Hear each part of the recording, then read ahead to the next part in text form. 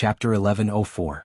Countless pairs of eyes watched the big black horse break into the enemy's camp like lightning and then enter Yangzhou like a wisp of smoke. There were the Tang army, bigwigs from the warlords in the city, the dead in the Fuchin River, and the dead hanging on the trees on the bridge. Many of them died with their eyes wide open. They finally closed their eyes when they saw Ning Quebec. There was a long straight road behind the city gate of Yangzhou. The big black horse galloped southward and traveled a few miles in an instant. The sound of hooves slowed down. That was Ning Kei's reply to the dead in Qinghe Prefecture. In the middle of the street thousands of feet away, there was a huge sacred sedan. The gauze curtain was fluttering in the warm spring breeze, revealing the face of the young great divine priest. He was still calm with a cruel smile. "You are in such a hurry. It seems that the wind and thunder are unstoppable. But I think it is not the demeanor of the academy." Hengmu Liren looked at him and said. Ning Kei got off the horse and did not answer. He reached his right hand behind his shoulder and held the hilt of his blade. He walked toward the sacred sedan. It was thousands of feet away from the sacred sedan. It would take him 1,000 steps to walk slowly. According to your fighting style, you never give your opponent too much time to prepare. So who are you going to leave the 1,000 steps for? For yourself? It seems that you know how the battle will go. Hengmu Liren smiled with satisfaction and said, "It is not surprising that you can defeat a de easily in the wilderness. Because talisman masters are naturally invincible. Moreover, you have the ability of the academy. Besides, you are also a cultivator of diabolism. You are already one of the most powerful cultivators in the cultivation world. Unfortunately, none of these means anything to me." While talking, Ning Kei had already walked dozens of steps forward. Hengmu Liren stopped smiling and stared at the approaching figure. A trace of anger flashed across his tender eyes and he said coldly, "Talisman masters are invincible in the same state? Talisman masters below the 5 states are naturally invincible? Even so what? You should know that I have already surpassed the 5 states. How can you defeat me?" Ning Kei still did not say anything. He held the hilt and walked forward in silence. Hengmu Liren did not look down on him because of his silence. On the contrary, he looked more solemn. He leaned forward and then sat up straight. He said seriously, "Of course, I admit that you are powerful enough. Today's battle, no matter who wins, will shake the entire world just like the Battle of Verdun Canyon years ago. It will be recorded in of history. So I am grateful that you are here." Ning of Hengmu Liren was powerful enough to show his strength. Of his absolute confidence of gratitude. But of Hengmu Liren did not agree. He felt that the battle on the street of Yangzhou today was not similar to the Battle of Verdun Canyon. He might be able to compete with second brother now, but Hengmu was not qualified to be mentioned in the same breath as Liu Bai. Eyes of Hengmu of Liren was of Tian of Haotian. Of heaven of. Liu Bai was the most powerful one who dared to draw his sword against Haotian. He was the most powerful one in the world. Ning Kei remained silent. Hengmu Liren was finally displeased. His solemn expression was mixed with anger. He thought that there should be some sympathy between him and Ning Quebec. However, Ning Kei did not answer him, which made him feel ignored. "Are you confident that you can defeat me?" He looked at Ning Kei and said sarcastically. "No." Ning Kei finally spoke. He looked at the sacred sedan and said calmly, "Before every battle, I am never sure that I can defeat my opponent, even if my opponent is a baby who can't cultivate. Only people like Yi Hongyu and I can understand this mentality. So you will never defeat people like us." Hengmu Liren remained silent for a while and said, "Is this a man who lives to fight?" Ning Kei was about 1,000 feet away from the sacred sedan. He loosened his grip on the hilt and then tightened it. Hengmu Liren raised his head and stared at his face. His eyes were shining and he said, "So, do people like you know why you fight?" Ning Kei raised his eyebrows and did not answer. It was meaningless. Hengmu Liren stood up slowly. The gauze around the sacred sedan moved without the wind and revealed his body. He was wearing indigo robe and had a peaceful and powerful aura. A distant voice reverberated through the entire Yangzhou city, and it was proud and certain. "I am the son of Haotian. I love this world deeply. I fight for this world and for Haotian. Therefore I will win the eternal victory." Hearing this, Ning Kei suddenly let go of the hilt and rolled up the sleeves of his black academy uniform. He said, "Even though I don't like such a coincidence, I have to admit that I have been fighting for her." Then he came to the front of the sacred sedan. Tens of thousands of layers of gauze were blown up by the wind and then torn into pieces. The pieces had barely started to dance when Ning Kei broke through the sedan and stood in front of Hengmu Liren. Until then, the flagstones on the long street were broken into pieces. Smoke and dust were stirred up. Then the wind whistled. He exerted an unimaginable power and an unimaginable speed. He was extremely violent. Ning Ke looked at Hengmu Liren. In fact, this was the first time he met Hengmu Liren. They did not greet each other except for the time when they met by the iron arrow. He did not even see the face of this young Taoist Taoism before he punched at him. His punch was as heavy as Min Mountain. If it hit, even the sky would be cracked. No matter how powerful Hengmu Liren was, he could only accept his defeat. The wind from the punch hit him. Hengmu Liren's young face showed a shocked expression. He had taken Ning Ke seriously, but he did not expect Ning Ke to attack so quickly and violently. Yes, what Ning Ke wanted to do was to attack first. He wanted to use his rich fighting experience to bully this young Taoist Taoism who was in a powerful state but did not know how to fight. That was why he gave up on the saber and chose to use his fists.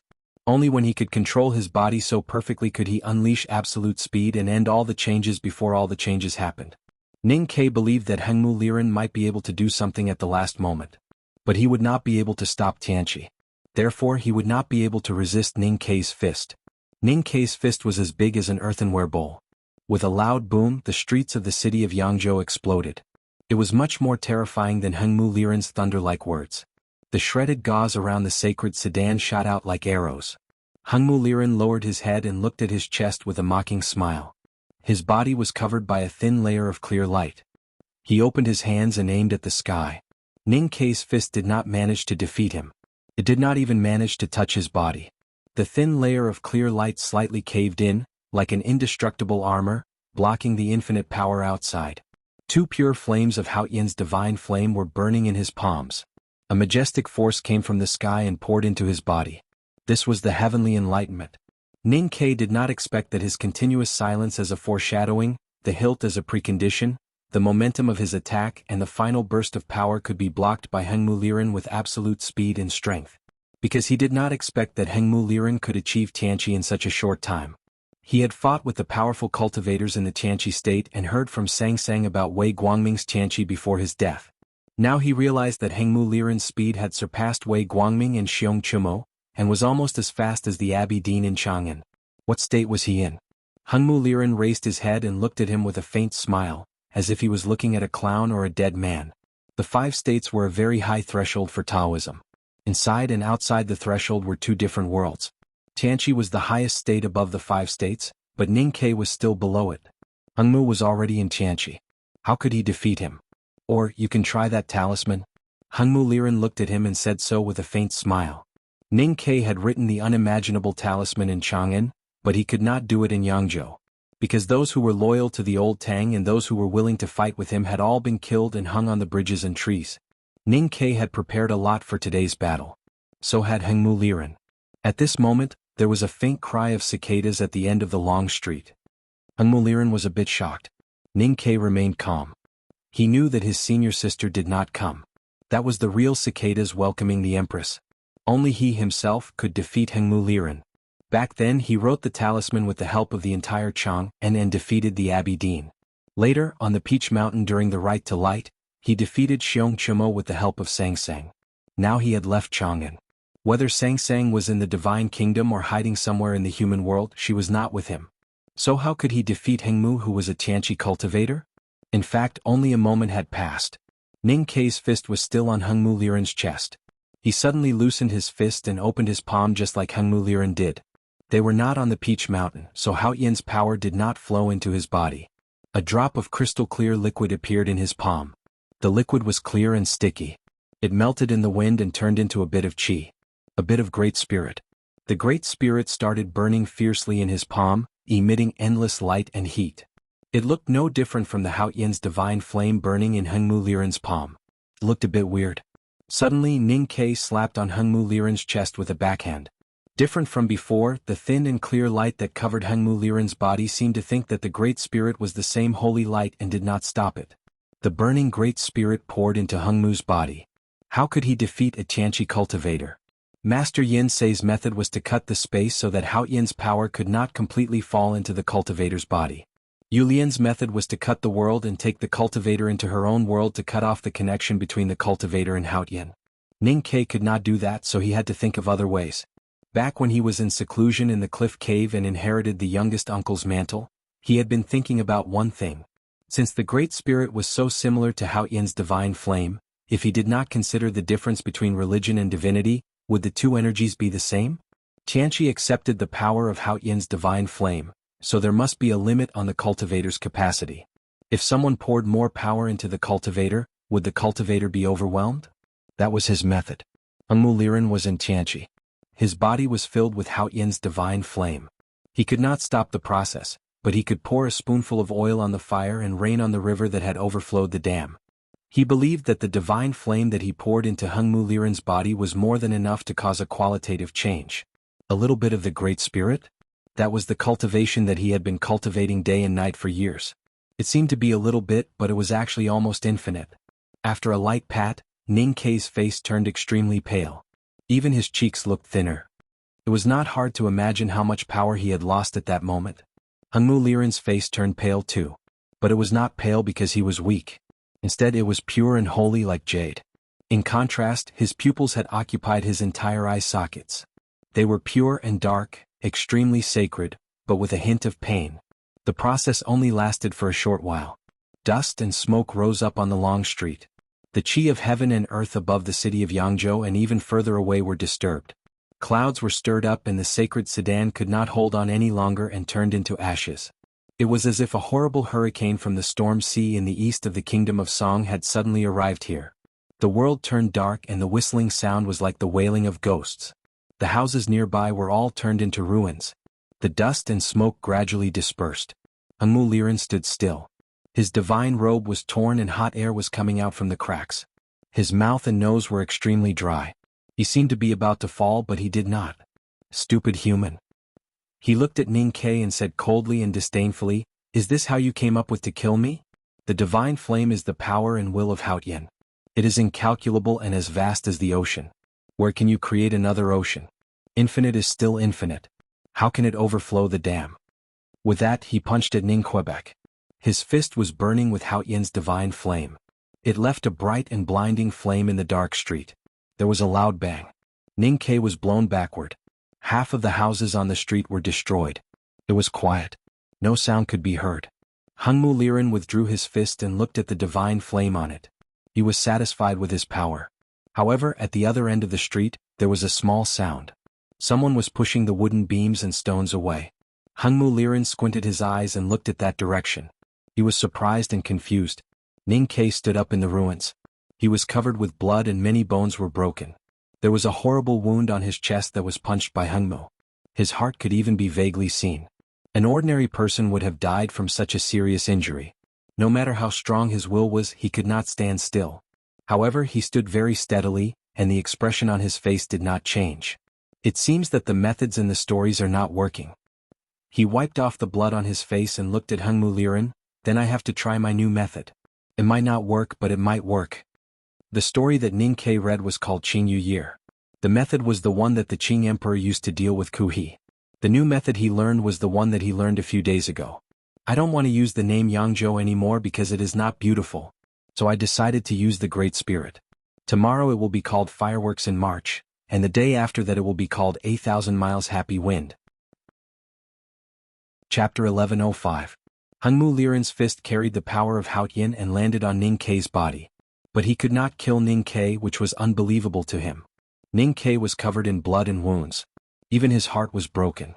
But he was still standing. How could that be? The big black horse ran to Ning Kei and lowered its head to his right hand so that Ning Kei could put his hand on his neck to help him stand. Ning Kei gently stroked its mane to show that he was fine. I forgot the order of Lian Sheng's words. Is it Buddhism to cultivate the devil, or is it Buddhism to cultivate the devil? But it's the same. Only the Vajra body can remain unstained. Ning Kei wiped the blood on his hand on the front of his academy uniform and looked at Hengmu Liren across the street. He said, "You know me well, but you don't seem to know what I spent the longest time cultivating." In the world of cultivation, he first learned Talisman Taoism, then the Great Spirit, then Lian Sheng's Devil's Doctrine, and finally he learned Buddhism from the statue of Venerable in the Lank Temple. But in fact, he had been practicing Buddhism for the longest time. The time here was not in the real world, but in the Buddha's chessboard. There, he had been practicing Buddhism for 1,000 years. In the end, he had turned the mountain-like Buddha statue into Sangsang's appearance. And during that process he had been with Sang Sang. Sang Sang had always been in his body and heart. His body and mind already possessed some kind of divinity. From this point of view, while he was cultivating Buddhism, he was also cultivating the devil. He had reached the extreme. What had happened in the world of the chessboard 1,000 years ago was the last memory he wanted to recall. Except for the eldest brother who vaguely knew a little about it, he had never told anyone about the details. Taoism regarded him as a great enemy and had collected a lot of information, but they did not know that the current him, in addition to those world-shaking means, also had the Dharma. Hengmu Liren did not know either, so he could not understand Ning Kei's words. But he felt uneasy subconsciously. His dark eyes were filled with vigilance. For a powerful cultivator like him, his mind could move the heaven and earth. The hurricane rose again in the city of Yangzhou. The clouds in the sky twisted and the aura of heaven and earth became chaotic. Hengmu Liren took advantage of the wind and came to the front of Ning Kei in an instant. His right fist that was burning with divine fire turned into a bright flowing fire and punched at Ning Kei's face like a meteorite. Late spring was also the beginning of summer. Apart from the corpses hanging on the trees between the bridges, the scenery inside and outside of Yangzhou City was excellent. The weeds were green and the wildflowers were in full bloom. The mist dyed the city into a magnificent fireworks scene. Previously, when the big black horse was galloping in the wilderness and under the shade of the trees in the city, an inconspicuous little yellow flower had fallen on its mane. Now it was shivering in the wind. Ning Kei's right hand was stroking its mane and the little yellow flower. He picked it up casually. He picked up the little yellow flower with his fingers and faced the hurricane that filled the street, as well as the fiery fist. In the strong wind, the petals of the little yellow flower fell backwards, but it refused to leave the weak stem. An extremely compassionate aura was released from the petal. Hengmu Liren's fist slowed down and could not land on Ning Quebec. Ning Kei did not turn into a Buddha. He summoned the external Dharma idol. A faintly discernible Buddha appeared behind him. The Buddha did not have a broad forehead and big ears, but looked like a plump girl. It was not the Buddha or the Wisdom King but Sang Sang. It was the Buddha that he had cultivated for 1,000 years. Hengmu Liren said he was fighting for Haotian. Ning Kei said he was the same. And he had fought for her for countless years. Even now he could let her fight for him. The burning Haotian's divine flame was still circling around Hengmu Liren's fist. It was bright and his face was extremely pale under the light. His eyes were filled with anxiety, anger and unwillingness. Tianqi was a gift from Haotian. How could he hurt Haotian with the power that Haotian gave him? That would be blasphemy. So what? Without the power of faith, how could you invite the real Haotian? Hengmu Liren shouted furiously. His voice was like thunder in spring, exploding inside and outside the city of Yangzhou. He raised his state to its peak and continued to attack the little flower in Ning Kei's hand. His body suddenly became extremely tall and big. His hair was disheveled and his body was emitting white-hot mist. He looked like a god from the ancient times. If not for the anger in his solemn expression, he would look more like one. She is not Haotian. She is just the Buddha in your heart. The most hypocritical Buddha. The most hypocritical Buddha. The chief monk would not kill anyone even with a monk's staff. He would be chopped into a dog by Junimo. Even if you become a Buddha, what can you do to me? Hengmu Liren, who looked like a god, looked down at Ning Kei with a violent expression. Ning Kei's body kept bleeding. The Buddha incarnation of Sang Sang stood behind him silently and looked at the street with pity. No one knew whether it was looking at Hengmu or Ning Quebec. Hengmu was right. Without the power of faith, no matter how profound Ning Kei's Dharma was, he could not invite the real Sang Sang. He could only protect himself but not hurt Hengmu. Yangzhou City was not Chang'an. Everyone here who was loyal to the Tang Empire and the Academy and was willing to help Ning Kei had been killed by Hengmu. Or they had been killed by Ning Kei and did not even dare to think about it. Therefore, Ning Kei could not write the talisman or gather the power of faith. The Academy doesn't like to call that power faith. The towering Buddha's light and the godlike horizontal tree were fighting fiercely on the long street. Ning Kei and the little yellow flower between his fingers seemed a little small in the middle, but his voice was still so calm. We call it faith. After saying this, he loosened his fingers, allowing the little yellow flower to be blown away by the wind from his fist and disappear without a trace. Meanwhile, the Buddha incarnation behind him was also destroyed by the wind. The light of Buddha suddenly disappeared into his body. He held the handle of the iron cutlass. Countless faintly discernible and faint powers came from everywhere in and outside the city of Yangzhou. They floated toward him and entered his body one by one. Hengmu Liren's face turned pale. He murmured in confusion, "How could this be?"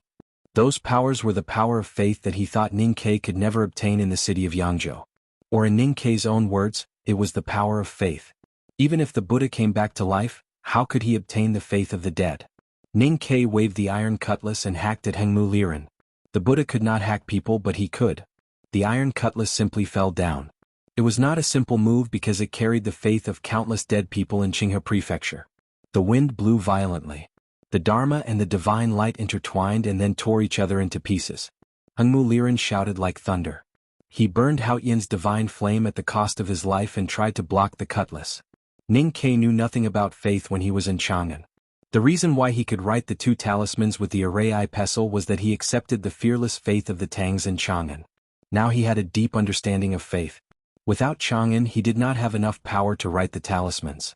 But he could use the Dharma to obtain enough power to hack thousands of times again. Hengmu Liren might be able to block his cutlass.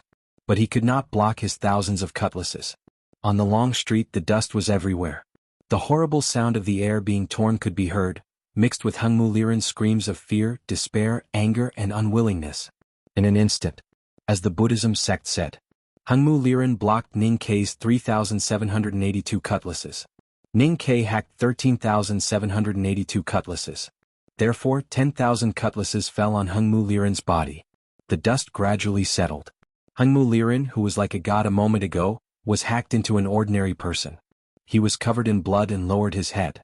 He looked calm and composed, just like the young manservant in indigo who chopped firewood in the Revelation Institute 2 years ago. With a clang Ning Ke sheathed his cutlass. Affected by the sound, Hengmu Liren's Taoist heart that had been cut into pieces could no longer be intact. He spat out blood and his internal organs that looked like gold and jade burst out from the wounds on his chest and abdomen. He lowered his head and looked at those horrible cutlasses with a confused expression. The next moment, the crystallized Great Spirit that Ning Ke had slapped into his body violently spurted out along the 10,000 cuts on his body.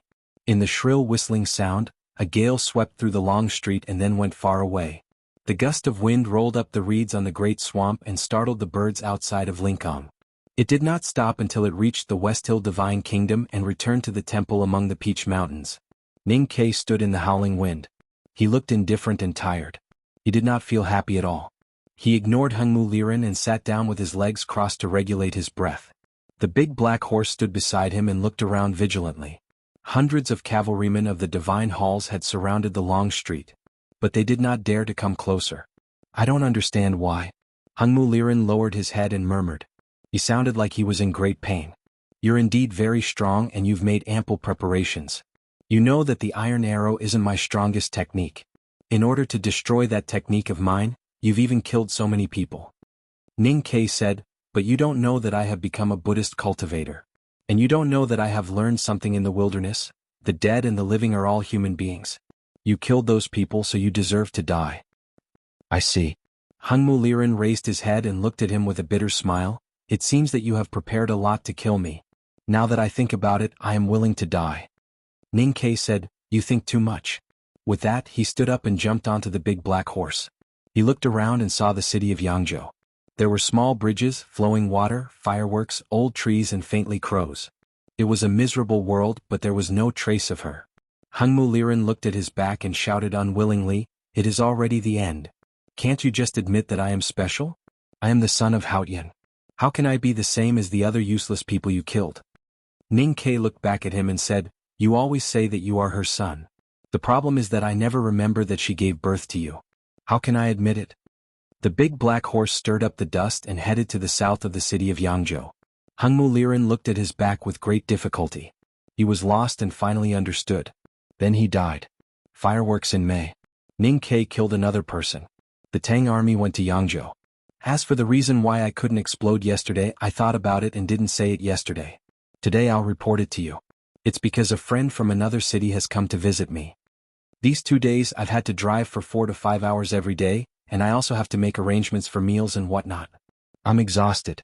It's already very hard for me to be able to keep updating, and the quality is still acceptable. I'm very satisfied and I hope that everyone is satisfied as well. It'll be fine tomorrow. After saying so much, I still strongly urge everyone to vote for me. Chapter 1106. The big black horse galloped out of the long street and no one dared to stop it, leaving only a trail of smoke. Dozens of miles out of the city, there was only mist and the wind from the lake. Even though they were near the great swamp, the big black horse did not slow down. Its hooves flew and continued to move forward, stepping on rocks and grass. It leaped high on the shore and landed on a South Jin Kingdom Navy warship several feet away. Countless splashing sounds could be heard. The South Jin Kingdom Navy officers on the warship did not dare to stay and jumped into the lake one after another. They did not care that the lake water was still cold in early summer. Those who could steer the ship had all left. How could such a large naval warship move forward on the lake? The sailors of the South Jin Kingdom and the people not far away all looked at the warship and the big black horse on the deck. Deep in their terrified eyes they were watching a good show. Ning Kai turned over and dismounted from the horse. He took out several pieces of light yellow fu paper from the bag beside the saddle and casually pasted them on both sides of the warship's deck. He flicked his fingers and the fu paper gradually faded, as if it was being burned or melted by the lake wind. A not very strong but very stable talisman suddenly enveloped the entire warship. The chi of heaven and earth within a few miles of the lake was summoned. The sails were blown by the wind and the hull shook slightly. It began to move. Tens of thousands of South Jin Kingdom Navy officers saw this scene and were stunned. They had never thought that there would be someone in the world who could drive such a heavy warship by himself. The next moment, they began to speculate about how Ning Kai would control the warship's draft and direction. In short, their emotions were extremely complicated. Ning Kai did not care about the warship's draft. The great swamp lake was extremely deep. As long as they avoided the reeds and sand that could be seen with the naked eye, there would not be too much of a problem. As for the direction, it was very simple. He only needed the ship to go south. He did not care about the specific destination because the South Jin Kingdom was in the south. He had already prepared the talisman paper in Chang'an City and summoned the chi of heaven and earth to boost the ship. The battleship sailed at an extremely fast speed and the heavy sails swayed uneasily by the lake wind. Fortunately, there were no leaks. It only took them half a day to board the ship from the south of Qinghe Prefecture to the shore in the south. They passed through the entire great swamp and arrived at dusk. Although the South Jin Kingdom had been through many troubles, it was still the second most powerful country in the Central Plains, second only to the Tang Empire. The response from the imperial court to the military was extremely fast. They were already prepared for his arrival. Countless cavalrymen surrounded the dock called Tay County. There were also hundreds of cultivators hiding in the woods on both sides of the official road, ready to attack at the command.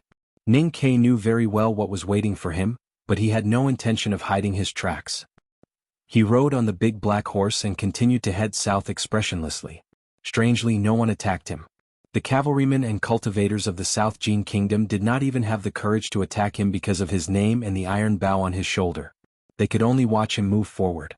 This fact made them feel extremely disappointed. 100 miles to the south, a stubborn and proud mountain that looked like an ancient sword could be faintly seen in the distance. It was the former holy land for cultivation, the Sword Garret of the South Jin Kingdom. Looking at the Sword Garret and thinking of the proud swordsmen who were once enemies and then companions, Ning Kai reached out his hand to stop the big black horse.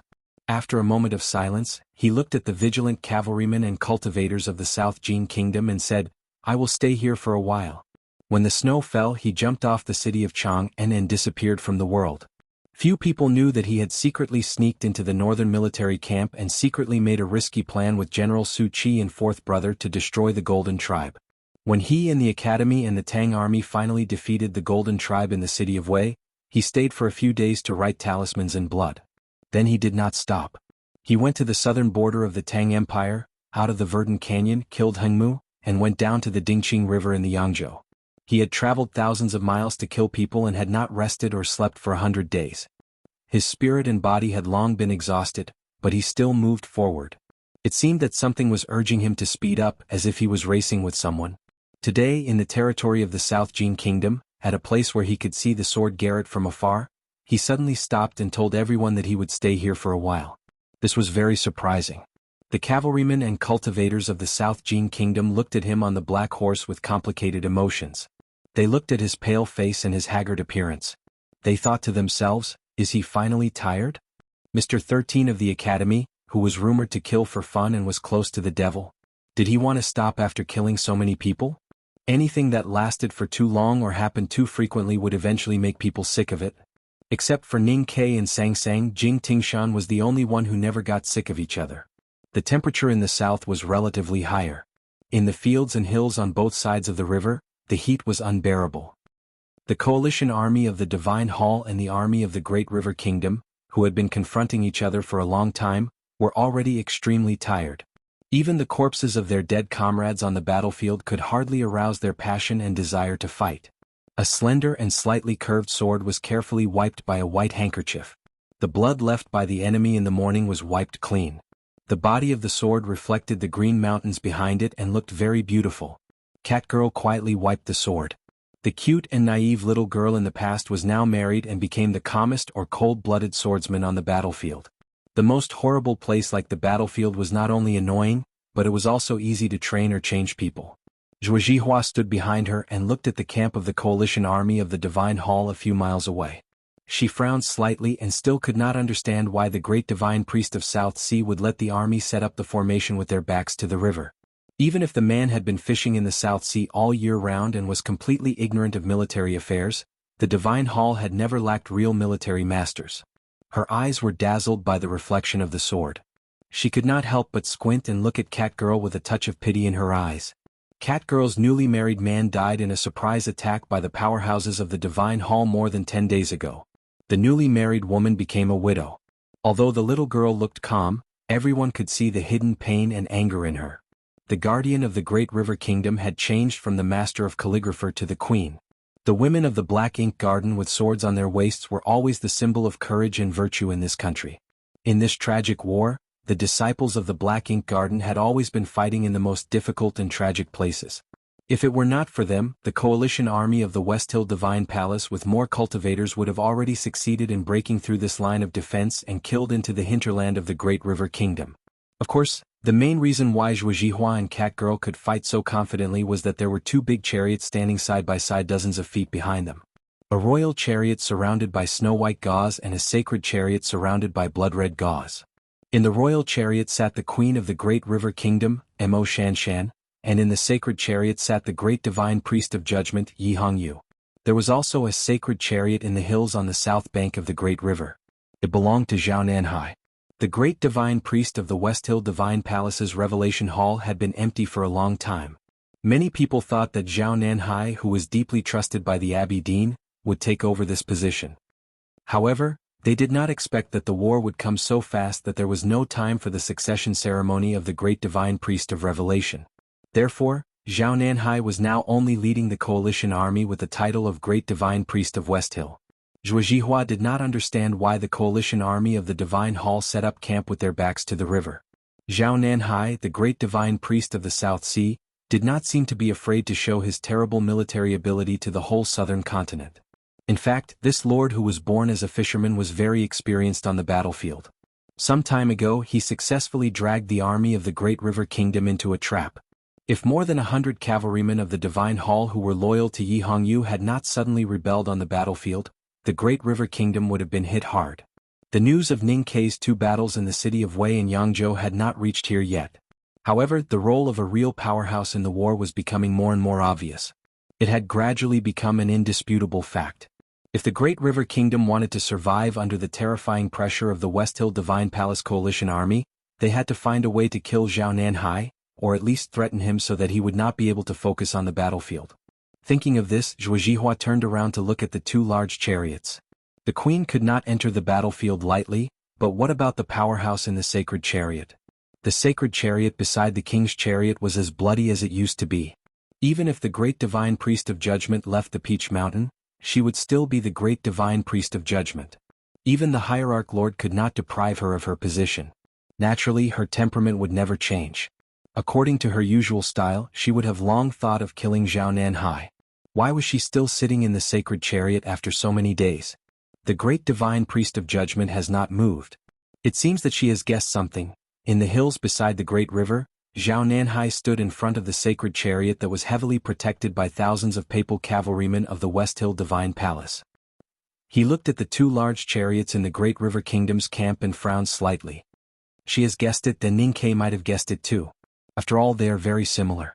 The situation in the Great River was dangerous. Actually, his situation had been very dangerous from the beginning. With Yi Hongyu's crazy fighting ability and the queen of the Great River Kingdom who was proficient in talisman Taoism, There was an 80% chance that he would lose his life in this angry yellow river if the enemy really risked their lives to attack. That was why he ordered the West Hill Divine Palace Coalition army to line up with their backs to the river. It seemed that he was risking his life and inviting Yi Hongyu and Mo Shanshan to kill him because of his judgment of the situation. But in fact that was not the case. The great divine priest of the South Sea who shouldered the responsibility of the divine halls in the south was as thin and dark as before. He was silent, like the surging yellow river below the hills behind him. There was no need for words. He rarely talked to himself. At this time he was not talking to himself but to someone else. Ning Ke did not continue to the south. It seems that he has guessed something. A dull voice came from the sacred chariot. The river wind blew the gauze curtain, and a curtain of light could be vaguely seen. There was a figure behind the curtain.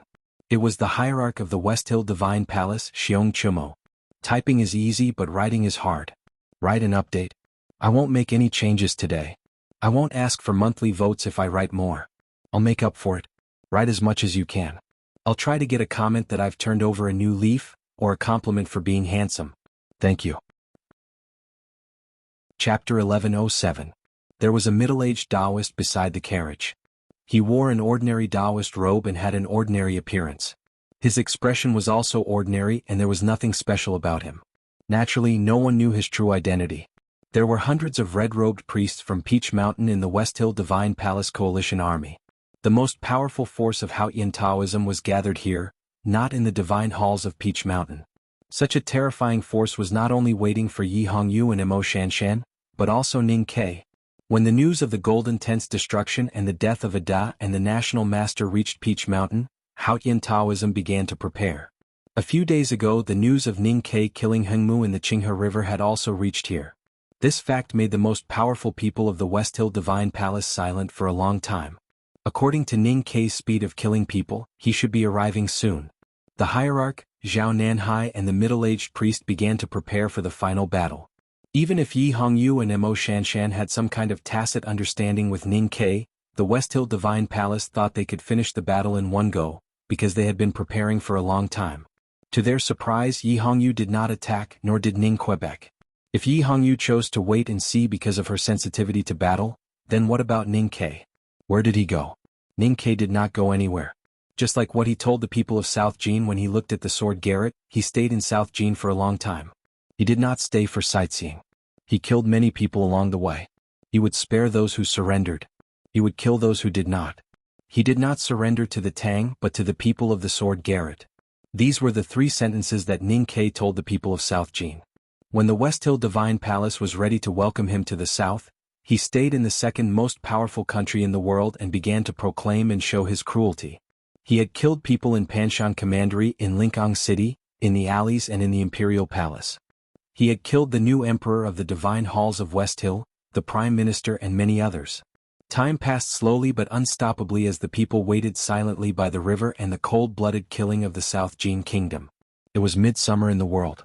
Ning Ke disappeared again in the cruel weather. What he left behind were those words, his body full of blood, and the chaotic South Jin Kingdom. The Southern Battlefront Army and the Yulin Royal Guards of the Tang Empire had already recovered Qinghe. After purging the old warlords, they would continue their journey south after a short rest. How could the South Jin Kingdom resist them? He had really relied on his own strength to determine the direction of the kingdom war. What? Because he could kill people and he was good at it. In the past, the only person in the academy who could kill people like this was Kuhauren. However, it had been a long time and he was gradually forgotten by the world. What he was doing now was to make people remember him again. He entered the city of Wei and the Golden Tribe perished. He crossed the Great Swamp and the South Jin Kingdom perished. Now he disappeared again. No one knew which country in the human world he had gone to and which country was about to perish. The midsummer had passed but the heat was still hot. The trap that the West Hill Divine Palace had prepared for Ning Ke by the Great River had never appeared, nor had they expected that he would suddenly appear near the West Hill Divine Palace. The West Hill Divine Palace referred to Taoism, while the West Hill Divine Palace referred to the location, which was the solemn Taoist temple on the top of Peach Mountain. From the small town one could see the sacred place. The big black horse came to the West Hill Divine Kingdom and walked silently in the small town in front of Peach Mountain. Compared to the sacred Taoist temple on the top of the mountain, the town was quiet and secular, which was a sharp contrast. Ning Ke was going to buy some roasted sweet potatoes to eat, but he changed his mind when he entered the town. He thought for a while and got off the horse. He held the reins and walked to a shabby shop in the east of the town. Getting off the horse was a sign of respect. There was no one in the West Hill Divine Palace who deserved his respect, but the person in the shop was. Even though he did not know the person's character, he knew that he deserved it just because he was old. It was a butcher's shop, the only butcher's shop in the small town. Just like the small town at the border between the Kingdom of Song and the Kingdom of Yen, there was only one butcher's shop wherever the person was. The late summer was still unbearably hot. The town seemed to be in a steamer. The big black horse, who had continuously taken elixirs and eaten all the delicacies of the wilderness with Gaga, could not stand it even though its physique had been modified to be extremely special. It panted heavily. Even Ning Ke untied the collar of the front courtyard. The butcher's shop was even more stuffy. The air was filled with the smell of blood and boiling water. The air was suffocating and unbearably hot. The strong middle-aged man, however, was still wearing a leather apron. He stood in front of the thick chopping board and swung his heavy knife. Not a single drop of sweat could be seen on his bronze-colored body. The blade fell and what splashed out were snowflakes formed by blood and fat. Ning Ke stood outside the door of the butcher's shop and looked at the butcher behind the chopping board. He said, "Hello." The butcher did not look up at him and continued chopping the meat. He said, "Just so." Ning Ke was silent for a while and asked, "Have you seen her?" The butcher stopped chopping the meat, took a piece of cloth from the rope and wiped his face and hands. Ning Ke continued, "I've been beating her for a long time, but I haven't found her." The butcher threw the wet cloth on the butcher's knife and looked at him. He said, "You're not as fast as the three of them, so of course you're not as fast as them." There were two words in that sentence. The first word referred to speed, and the second was the time it would take to find her. Ning Ke thought for a while and nodded politely. He said, "Thank you. I'm leaving now." The butcher reached out and held the handle of the knife through the wet cloth, so that his hand would not slip. "Where are you going?" "I'm going to continue looking for her." "Do I need to kill to find her?" "I thought even if I couldn't find her, I could at least force the Abbey Dean to come back. You've killed tens of thousands of people, and the Abbey Dean hasn't shown up. Why do you still need to kill?" Ning Ke raised his eyebrows and looked at the butcher. He said, "I thought people like you and the drunkard who have experienced the everlasting night wouldn't care about what we're doing now. Am I right?" The everlasting night was the most tragic story in the world, and there were countless tragic scenes. The butcher had experienced it, seen it, suffered it, and feared it. Naturally, he wouldn't care about what Ning Ke and Taoism had done. He said, "I just have something that I've been wanting to ask the Academy." Ning Ke turned around and looked at him for a long time. He said, "Have you ever asked before?" The butcher said, "I can't beat the headmaster in Kuhauren." The hidden meaning in this sentence was clear. His question was definitely not a good one. He couldn't beat them before, so he didn't have an answer. Now the next generation of the Academy was no match for him, so he wanted the answer he wanted. Ning Ke's expression became calmer and even a little proud. He said, "Go ahead." From these few words, he was no longer representing himself, the ordinary man who was looking for his wife, but the representative of the Academy. So he had to be calmer and more confident. The butcher raised the meat knife on the chopping board and placed it in front of him. With this movement, Ning Ke felt that the threshold of the butcher's shop seemed to rise along with the ground. The seemingly ordinary, thick and greasy butcher's knife seemed to be as heavy as a mountain. The headmaster always said that he was benevolent, and the Academy always said that they were for the human world. Even though Kuhauren had killed so many people, he still thought that he was never wrong. Even if he killed people, he killed for the human world. Just like what the Academy and you are doing now, is it also for the human world to kill half of the people in the human world? The butcher looked at him and said, "Save the human world?" "The drunkard and I don't have such a grand wish, but how can your headmaster judge us based on this wish? Why is the Academy doing the right thing? Only by saving the human world according to your way can it be saved? Why do you have to save the human world?" Ning Ke looked at him quietly and said, "There is a saying that ask the common people instead of ghosts and gods. Perhaps only time can prove who is right. But at least what we see and hear with our eyes and what the Tang Empire has proven for 1,000 years, what the headmaster has done is at least relatively correct. That's because he has the biggest fists." The butcher said expressionlessly, "Fists are more reasonable than shit. Is the Academy such a place?" Ning Ke thought of youngest uncle, third sister, and himself. He kept silent for a long time, and then he thought of his headmaster, eldest brother, and second brother. He sorted out the things that he had thought through a long time ago. You are not talking about the Academy, nor the Tang Empire. He looked at the butcher and said, the Academy is a land of gentlemen, and the Tang Empire is a country of gentlemen. But I am not. A gentleman can be deceived, but I don't want to be a gentleman. I would rather suffer eternal damnation and try to fulfill my headmaster's wish. The butcher said, what good does it do for you to let your soul walk in the underworld? Ning Ke looked at him and said very seriously, freedom? Although this word is very easy to make people feel greasy like the knife in your hand, without freedom, it is really boring. The butcher said, even if it is unknown and dangerous? Ning Ke said, you should have vaguely guessed where I came from, so you should know that what I said is correct. I have seen it and it should be like that. The butcher was silent for a long time and then said, that is the underworld. If you insist that the real world is the underworld. Ning Ke said. The butcher looked at him and said, in the past, Haotian Taoism said that you are the son of Yama. It is actually wrong, but it is also right because you will bring the world into the underworld. Ning Ke was silent for a long time. He thought of the changes of his identity over the years, the stories of the past, and the escape. He felt a little ridiculous and sad. He said, it seems it is indeed so. The butcher said, the human world. Why should we enter the underworld? Ning Ke said, why not? The butcher said, it is very cold there. Ning Ke said, but it is also very big. After saying this, the inside and outside of the butcher's shop became quiet. Because it was too quiet, there was a dead silence. The dead pig in the shop stared at the two with its round eyes, and the sheep's head in the pot of boiling water also squinted at them. They had their own ideas and there was no consensus, so they wanted to die. In order to save my breath, there is no time to revise it and I can't look back. The writing will definitely be rough and I will find time to revise it. Chapter 1108. Ning Ke looked at him quietly without the slightest fear. After a long time, the butcher put the knife back on the chopping board, but his hand did not leave the handle. He said, I don't care about you killing people, but I care about eternity. You and anyone else from the Academy should never enter the West Hill again, or I will kill you too. Ning Ke said, I'm already here. How can you kill me? The butcher did not answer. He just tightened his grip on the knife. The saber in his hand was the answer. The saber was as heavy as a mountain and as sharp as the wind. From the beginning of human history to the end, it had been the most terrifying saber. Just like the cyan steel sword that Kaharan once held upside down. Ning Ke's expression became serious. His right hand did not reach behind his back to hold the handle of the iron knife. His iron knife was strong, but it was not as strong as the butcher's. I can't beat you, but you can't catch up with me either. After saying this, Ning Ke turned around and left the butcher's shop with the big black horse. The butcher stood behind the chopping board and looked at his back quietly. His eyes were as sharp as knives. The closer Ning Ke got to the Peach Mountain, the sharper his eyes became. The farther Ning Ke got from the Peach Mountain, the calmer his eyes became, like an old knife slowly being sheathed.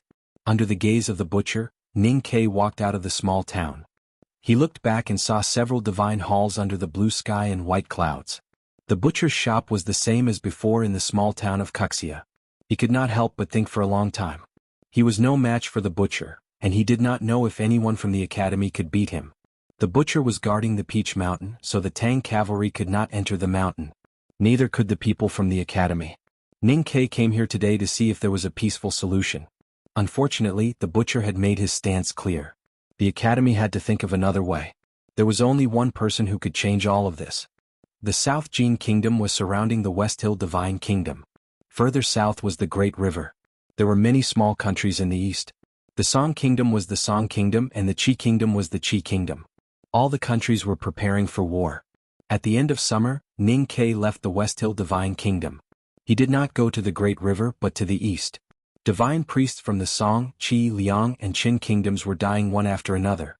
The morale of the allied forces was greatly reduced.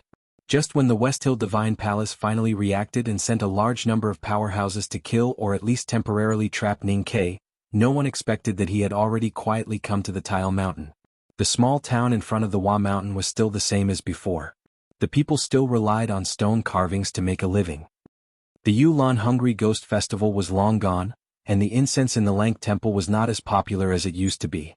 Fortunately, after the collapse of the Buddha statue, the countless beautiful stones that fell were enough to carve for hundreds of years.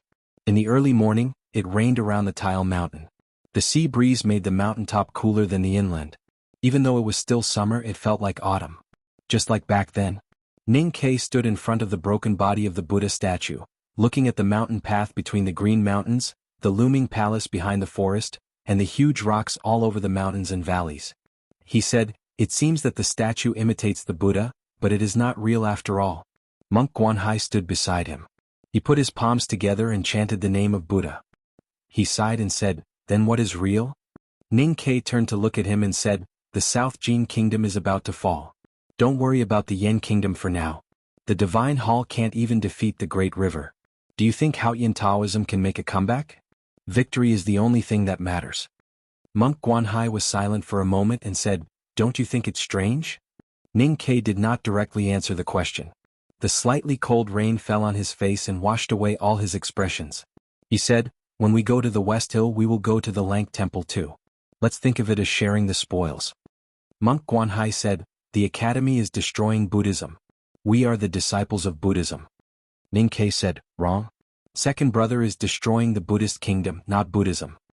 Monk Guanhai said, "Buddha is merciful. Too many people have died and you have killed too many." Ning Ke turned to look at him and said, "Wrong again. Your Buddha has never been merciful. He saved all living beings and taught them to learn Buddhism. In the end, he only cultivated a smaller nirvana. All he wanted was to get through the everlasting night and pursue more than eternity. Has Buddha ever really cared about the human world?" Monk Guanhai said, "According to what you said, what have we been cultivating for decades?" Ning Ke said, "The Buddhist scriptures are not all written by Buddha. Master Chishan taught me to read them. You have also read them. Cultivating Buddhism is not cultivating Buddha but ourselves." Monk Guanhai was silent. Ning Ke continued, "You are the Buddha and so am I. Everyone in the world can become a Buddha. Just like what Yi Su said in the scripture of the new stream, everyone is Haotian. So the human world is naturally a Buddha kingdom and a divine kingdom." Monk Guanhai sighed with emotion. He looked at his pale and thin face and said, "What about you? Continue killing like this? You can't hold on for long." There were some wild flowers in the ruins of the Buddha statue. They were yellow, very similar to the one he saw years ago. Ning Ke looked at the flower and the mountain path hidden in the forest. He thought of what Sang Sang said in the temple. He slightly squinted his eyes, but it was hard to tell whether he was happy or sad. He had traveled thousands of miles in the human world and killed people at the expense of his state and lifespan. Just like the butcher said, he was not as fast as the Abbey Dean and the drunkard. But he believed that he knew her feelings and her most cherished past in the human world. Even if he could not sense her specific location, it was still possible to find her. For example, she might be living in the temple on the Tile Mountain, right? Unfortunately, she was not there. He said, "I'll hold on for as long as I can." Monk Guanhai said, "Prove Tao by killing?" Ning Ke shook his head and said, "That's too pretentious and perverted. Only someone like Lian Sheng would do something like that. Although the number of people I've killed and will kill is no less than Lian Sheng and I'm no less evil than him, my way of thinking is different. I don't know what will happen to the human world, and I don't have any intention of destroying the world." Monk Guanhai sighed and said, "It seems that you also think something is wrong." This was the second time he mentioned it. The victory of the Tang Empire and the Academy seemed to be built by Ning Ke's killing. But in fact it was the general trend. He just used this horrible way to speed up the whole process. Taoism had ruled the world for countless years, and the West Hill Divine Palace had unimaginable resources. Logically speaking, they should not be defeated so quickly. The reason was Yi Su's death. Because of Yi Su's death, the new stream grew like weeds after the spring rain. It seriously shook the rule of Taoism. Because of Yi Su's death, the West Hill Divine Palace was divided and had endless internal strife. Everything seemed to be because of the Abbey Dean's irrational decision. But would the Abbey Dean make an irrational decision? Even the most irrational person would not think so. Monk Guanhai would not think so, and neither would Ning Quebec. He had even vaguely guessed the truth. But he had no choice but to be a pawn. Guessing the Abbey Dean's thoughts did not mean that he could see through his plan. Ning Ke could only use the simplest solution to solve the complicated situation.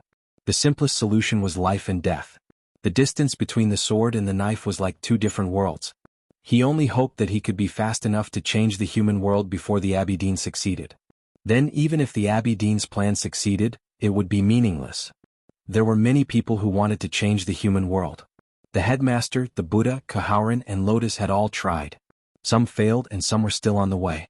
People like the drunkard and the butcher did not want to change the human world, which was also a kind of influence or change. But the premise was that these people were powerful.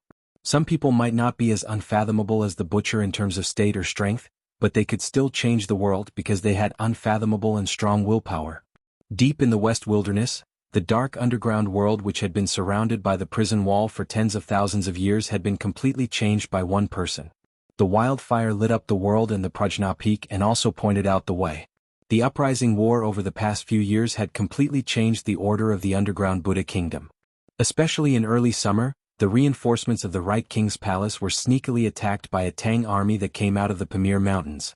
Their supplies and fodder suffered heavy losses. Since then, no one could change the outcome of the war.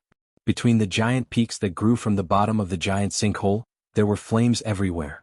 Many of the yellow temples hidden in the green forest had been swallowed by the flames. In the continuous forest there were also many burned scars.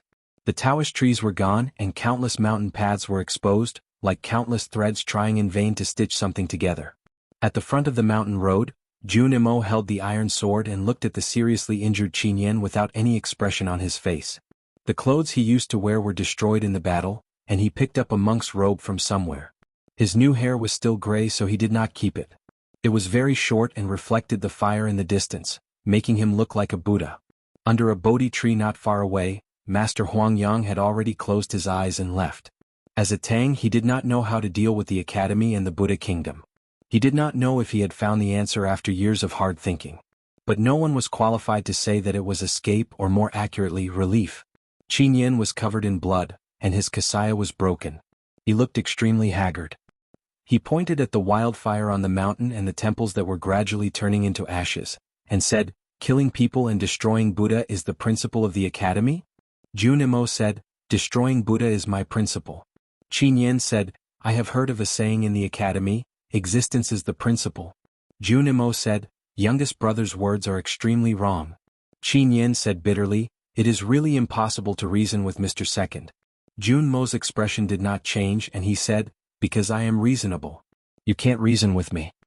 I went out for a walk after dinner and then continued writing. Chapter 1109. Qin Yan looked at him and said with a complicated expression, "What is the hatred between the Buddha and the academy? From you to Ning Ke, it seems that you all want to destroy the academy. No matter what happens, you will not stop." Jun Imo said, "The academy does not enforce justice for heaven or ask questions for the human world. We only do what we want to do. We have our own reasons. You are of no benefit to the world. Why do you exist?" Qin Yan pointed to somewhere on the cliff platform and said, "The pear blossoms in the unknown mountains are beautiful, but no one can see them. They are of no benefit to the human world. Why do you exist?" Jun Imo shook his head and said, "The pear tree needs the nutrients in the soil and greedily takes the sunlight. The weeds under the tree must think differently from you. The Buddhism sect does not produce and only wants the human world to worship them. They are no different from Taoism. They are locusts and you are maggots. They are equally disgusting." Qin Yan disagreed and said, "The Buddha land is a paradise. Countless sages have meditated for thousands of years. They have their own spiritual fruits and thoughts. I don't ask you to respect them, but you should at least leave some seeds. The Buddha land is a paradise for monks, but a purgatory for the wicked. Only you can enjoy the fruits and jade. The metaphysical is called Tao. If you want to talk about Tao in the human world, you must let most people live like human beings." Jun Imo continued, "You want to persuade me with youngest brother's words. Let me give you some of youngest brother's words. He once said, there will be steamed buns, rice wine and everything else. As long as people are alive, everything can be reborn, such as your fruits and jade and those Tao." Qin Yan was silent for a long time and asked, "What else?" "Another one is that all bald donkeys should die." "Senior brother, what you said makes sense." Jun Imo added, "The senior brother he was referring to was me." Qin Yan couldn't help but laugh bitterly. He was defeated by the iron sword today. The monks of the commandment hall were either dead or seriously injured. The monk soldiers and the noble armed forces in the tribes could no longer resist the tide of millions of slaves. Was the Shenkong temple or the Buddhism sect really going to perish? As a world wayfarer of the Buddhism sect, Qin Yan felt very painful and unwilling to see such a scene. There were many others who felt the same way, such as the young monks who were moaning under the Bodhi tree, and the old monks who were weeping when they saw the burning temples. No one was willing to accept such an ending. The sounds of battle shook the heavens. The revolutionary army surged along the mountain path like a tide and was about to drown the entire Prajna Peak. The people at the forefront could already see what was happening on the mountain path. Looking at those slaves who used to be lowly burning the temple like madmen and running around recklessly, Qin Yan felt that these people were crazy. With a determined look, he sat cross-legged on the mountain road and began to recite scriptures. He was chanting the rebirth mantra. She didn't know if he was to see himself off. The tranquil chanting of sutras rose from the mountain path and spread to the countless plateaus and temples in the mountains. The young monk, who was covered in blood, struggled to sit up. He supported his shaky body and sat under the tree. As Qin Yan began to chant, the old monk wiped away the tears in his wrinkles and began to chant. In the ruins of the main hall of the Shenkong Temple, dozens of powerhouses from the Commandment Hall, who were on the verge of death, also began to chant. Suddenly, a melodious bell rang out from an unknown place, accompanying the chanting of sutras like an accompaniment. The chanting turned into the chanting of Buddha. The chanting of Buddha echoed throughout the mountain. A sense of compassion, relief, and solemnity was released from countless monks and temples, permeating between the clouds in the sky and the wilderness underground. In the deepest part of the mountain, at the bottom of the cliff cave sealed by sand and stones, the chief monk of scripture, who was chained to the wall by iron arrows, slowly opened his eyes.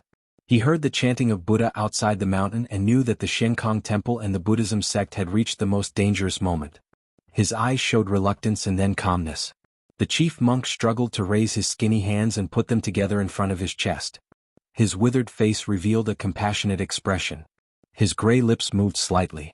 Although the voice was faint, it sounded like a dragon's roar in the sky. The chanting of Buddha from the cliffs finally came to the depths of the cliff cave and merged with the weak chanting of the chief monk. The meditation of countless monks merged with his meditation. Although he was a Buddha in the human world, he could not bear so many complicated beliefs. His facial features began to ooze blood and his whole body began to emit a faint Buddha's light. Then his skin gradually faded in the Buddha's light, revealing his flesh and bones. He looked horrible. The beginning of life was just a pool of blood or pus. The Buddhism sect used this method to let believers know impermanence. They also did the same. Only in this way could they be truly pure. The chief monk closed his eyes. There was no slightest tremble in his sunken eye sockets. He seemed to be dead or he was still alive. He was returning to the beginning of life, death. He was turning into pus and blood. Drip, drip, drip. The purest and filthiest blood dripped on the ground of the cliff cave and seeped into the depths of the mountain through a crack that was invisible to the naked eye. After a long time, it finally reached the bottom of the mountain. There was a river of hot magma underground. A chessboard was floating in the river. It was the Buddha's chessboard. When Sang Sang boarded the giant boat, she threw it back to the mountain from thousands of miles away and suppressed it in the horribly hot magma at the bottom of the mountain. Without external help, it would never wake up. Today, the Shenkong Temple was about to be destroyed. Countless monks died. Their souls floated into the chessboard to replenish their spirits. Then the chessboard finally woke up with the help of the chief monk's blood. On the mountain road, Qin Yan was covered in blood. He led thousands of monks and confronted countless uprising slaves. In the chanting of Buddha, the cliff of the mountain began to peel off. Smoke and dust were everywhere. This mountain was called Prajna Peak. It was transformed by the remains of the Buddha. The cliff plateau of the Prajna Peak was gradually destroyed. The cliff gradually became flat and blurred. That was the appearance of the Buddha. Suddenly, a white crane flew from the west. Suddenly, heavenly flowers fell from the clouds. The Buddha's light illuminated the world at the bottom of the giant sinkhole. The Buddha was dead. But he was still alive. No one could find him. Sang Sang and the headmaster could not find him, nor could they completely erase his existence. The Buddha woke up in the chessboard and looked at the human world quietly. He looked at those human beings who dared to destroy him like ants. There was no pity, only majesty and anger. The revolutionary army looked at the top of the mountain in horror. Looking at the majestic face in the light of Buddha, their bodies trembled uncontrollably and their faces became extremely pale. That was the real Buddha. They had never understood Buddhist scriptures. But they had been devout believers since childhood until Junmo appeared. They began to doubt whether the Buddha existed or not. Even if he existed, it was meaningless. Today the Buddha appeared in the human world. The awe rooted in the depths of their souls made it difficult for them to think. They subconsciously let go of the weapons in their hands and knelt down in fear in front of the Buddha transformed from the mountain. The chanting of Buddha and thousands of monks were solemn. No one dared to stand. Junimo stood with his head slightly lowered and his expression was indifferent. There is one more chapter. It is almost finished. I will update it soon. Chapter 11:10. Junimo was wearing a monk's robe. His hair was very short, and his sleeves were fluttering in the wind. He looked like a young monk. He stood on the mountain road, facing the peak in the Buddha's light as if he was in front of Buddha. He was silent and did not raise his iron sword to fight again. He was not afraid of any enemy, even Buddha. The chessboard had been suppressed by Haoyan for many years. Even if Buddha was resurrected and came back to the human world through the mountain, he would be much weaker than Buddha in his heyday. At least he had a chance to interrupt the process. Buddha might really be waiting for Taoism and the academy to suffer losses and then come back. But he didn't care. He didn't care anymore. He didn't do anything. He put his hands behind his back and the iron sword was behind him. He was very tired. His eyebrows were very straight, like a sword which could be used to fight. Like a ruler which could be used to measure. He didn't want to fight anymore because he was still lonely in the human world. On the mountain peak, everyone was kneeling. Those who had fought bitterly with him for many years had knelt the moment the Buddha ancestor revealed his true form. He stood alone and felt really lonely. He didn't want to measure because it was really hard to measure people's hearts. There was a thin layer of frost between his eyebrows. The frost came from the bottom of his heart and it was a little cold. In the Buddha's singing he just stood there with his head down. All the slaves lowered their heads and touched the ground with their foreheads in fear. They didn't dare to look directly at the Buddha's light, let alone look at Buddha's face. Naturally, they couldn't see his somewhat desolate figure. They were like a group of ants bathed in the Buddha's light, not daring to move. But, however, for thousands of years, it was believed that there would always be a few maverick ants in the ant colony who, for some mysterious reason, decided to temporarily look away from the rotten leaves and shells to the blue sky. Then their world was different. Because they saw they were afraid? No. Only when they saw they wouldn't be afraid. A young slave, supporting his body with trembling hands, couldn't suppress his strong curiosity and concern. He raised his head in fear and looked ahead of the mountain road. He saw the Buddha's light, the lonely Junimo in the Buddha's light and the Buddha's face. It turned out that Buddha looked like that. It turned out that Buddha looked like that. Looking at Junimo in the Buddha's light, he suddenly felt very ashamed and humiliated. An unknown source of courage came to his body. With a trembling hand, he reached for the hilt of his sword and grasped it again, then stood up shakily. He stood up. He looked around at his companions, wanting to say something, wanting to call on them to stand up as bravely as he did. But he found that no one was looking at him. His voice was too small in the powerful and solemn Buddhist chants. He felt a little lonely, so he understood Junmo's loneliness and pride. He wanted to say something to Junimo, but he didn't know what to say. He looked at the towering Buddha light, at the Buddha, and at the disciples of the Buddha. He wanted to debate with them, but he realized that he couldn't even understand the Buddhist scriptures they were singing. He was getting more and more irritated. He scratched his head anxiously. The more anxious he was, the more he found the Buddhist chants irritating. His chest heaved up and down and his breathing became rapid. In the end, all of his emotions gathered together and turned into 3 words, bursting out from his lips. He looked at the Buddha in the Buddha's light and shouted, "Shut up." At this moment, the Buddhist chanting seemed to stop for a moment. Many people heard these 3 words. Junimo lowered his head. The tiredness between his eyebrows somehow faded, and the corners of his mouth were slightly raised. Qinyan remembered the conversation he had with Yisu in the wilderness many years ago. When the chief monk was preaching, I saw countless flying ants bathing in the light and rising. The flying ants will eventually fall, and they will never touch the sky. The ants can fly and fall, but they are better at climbing, and good at laying the foundation for their companions. They are not afraid of sacrifice. If the ants pile up one by one, as long as there are enough of them, they can definitely pile up into a pile that can touch the sky. Qinyan was terrified and he felt cold all over.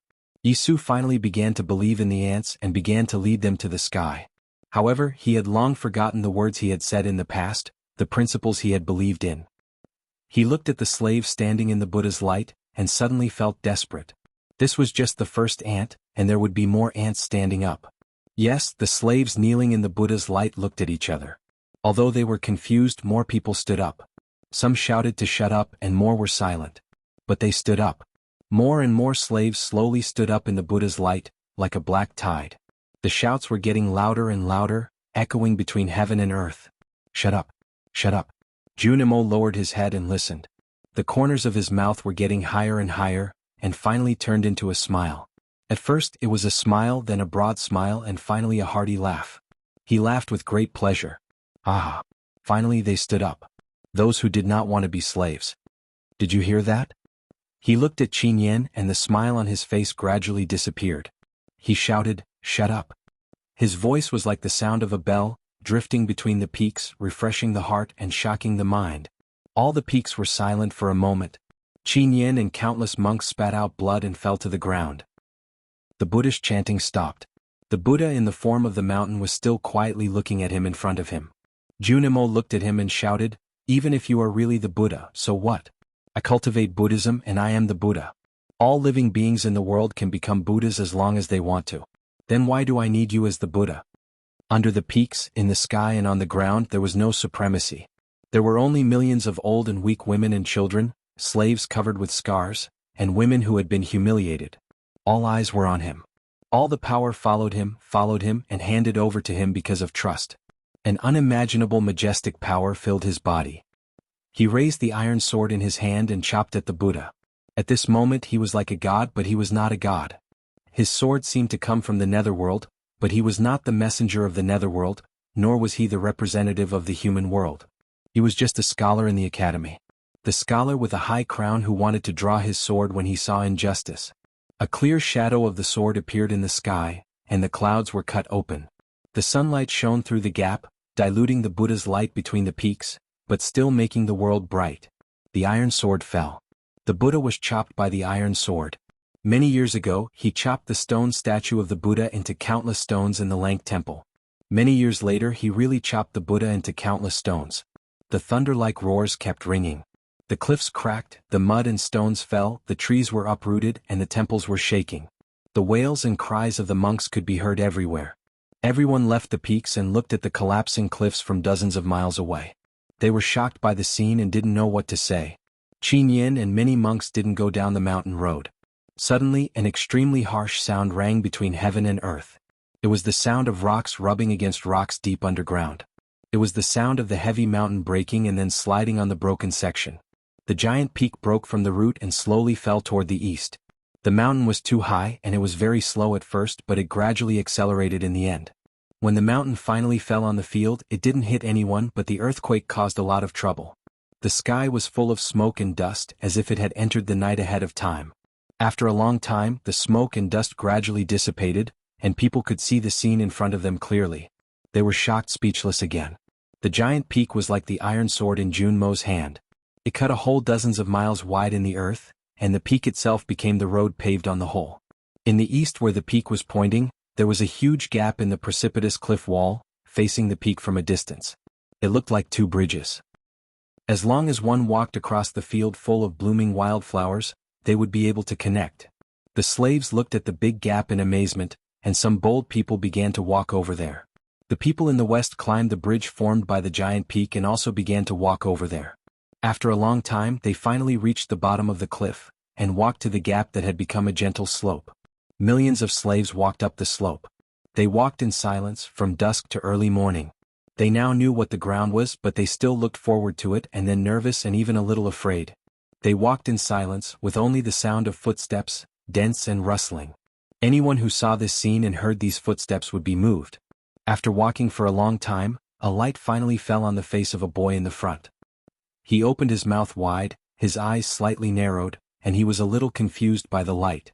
"Oh Grandpa, the sun was on the ground as high as us." Facing the light of the morning sun, the slaves who had lived underground for generations finally came to the world above the ground. Just like the child, people admired, people were silent, people cried for those ancestors who never came to the ground and saw such a sun. It turned out that the sky was very close.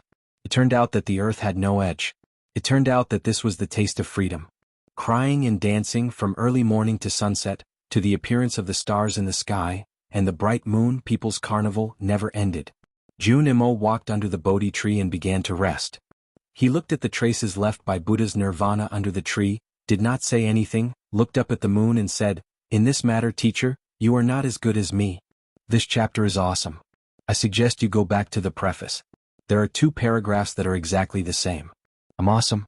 Of course I just copied it." Finally, I wrote this paragraph, which is one of the several chapters of the night. The last sentence is my comment, not about fighting but about other aspects.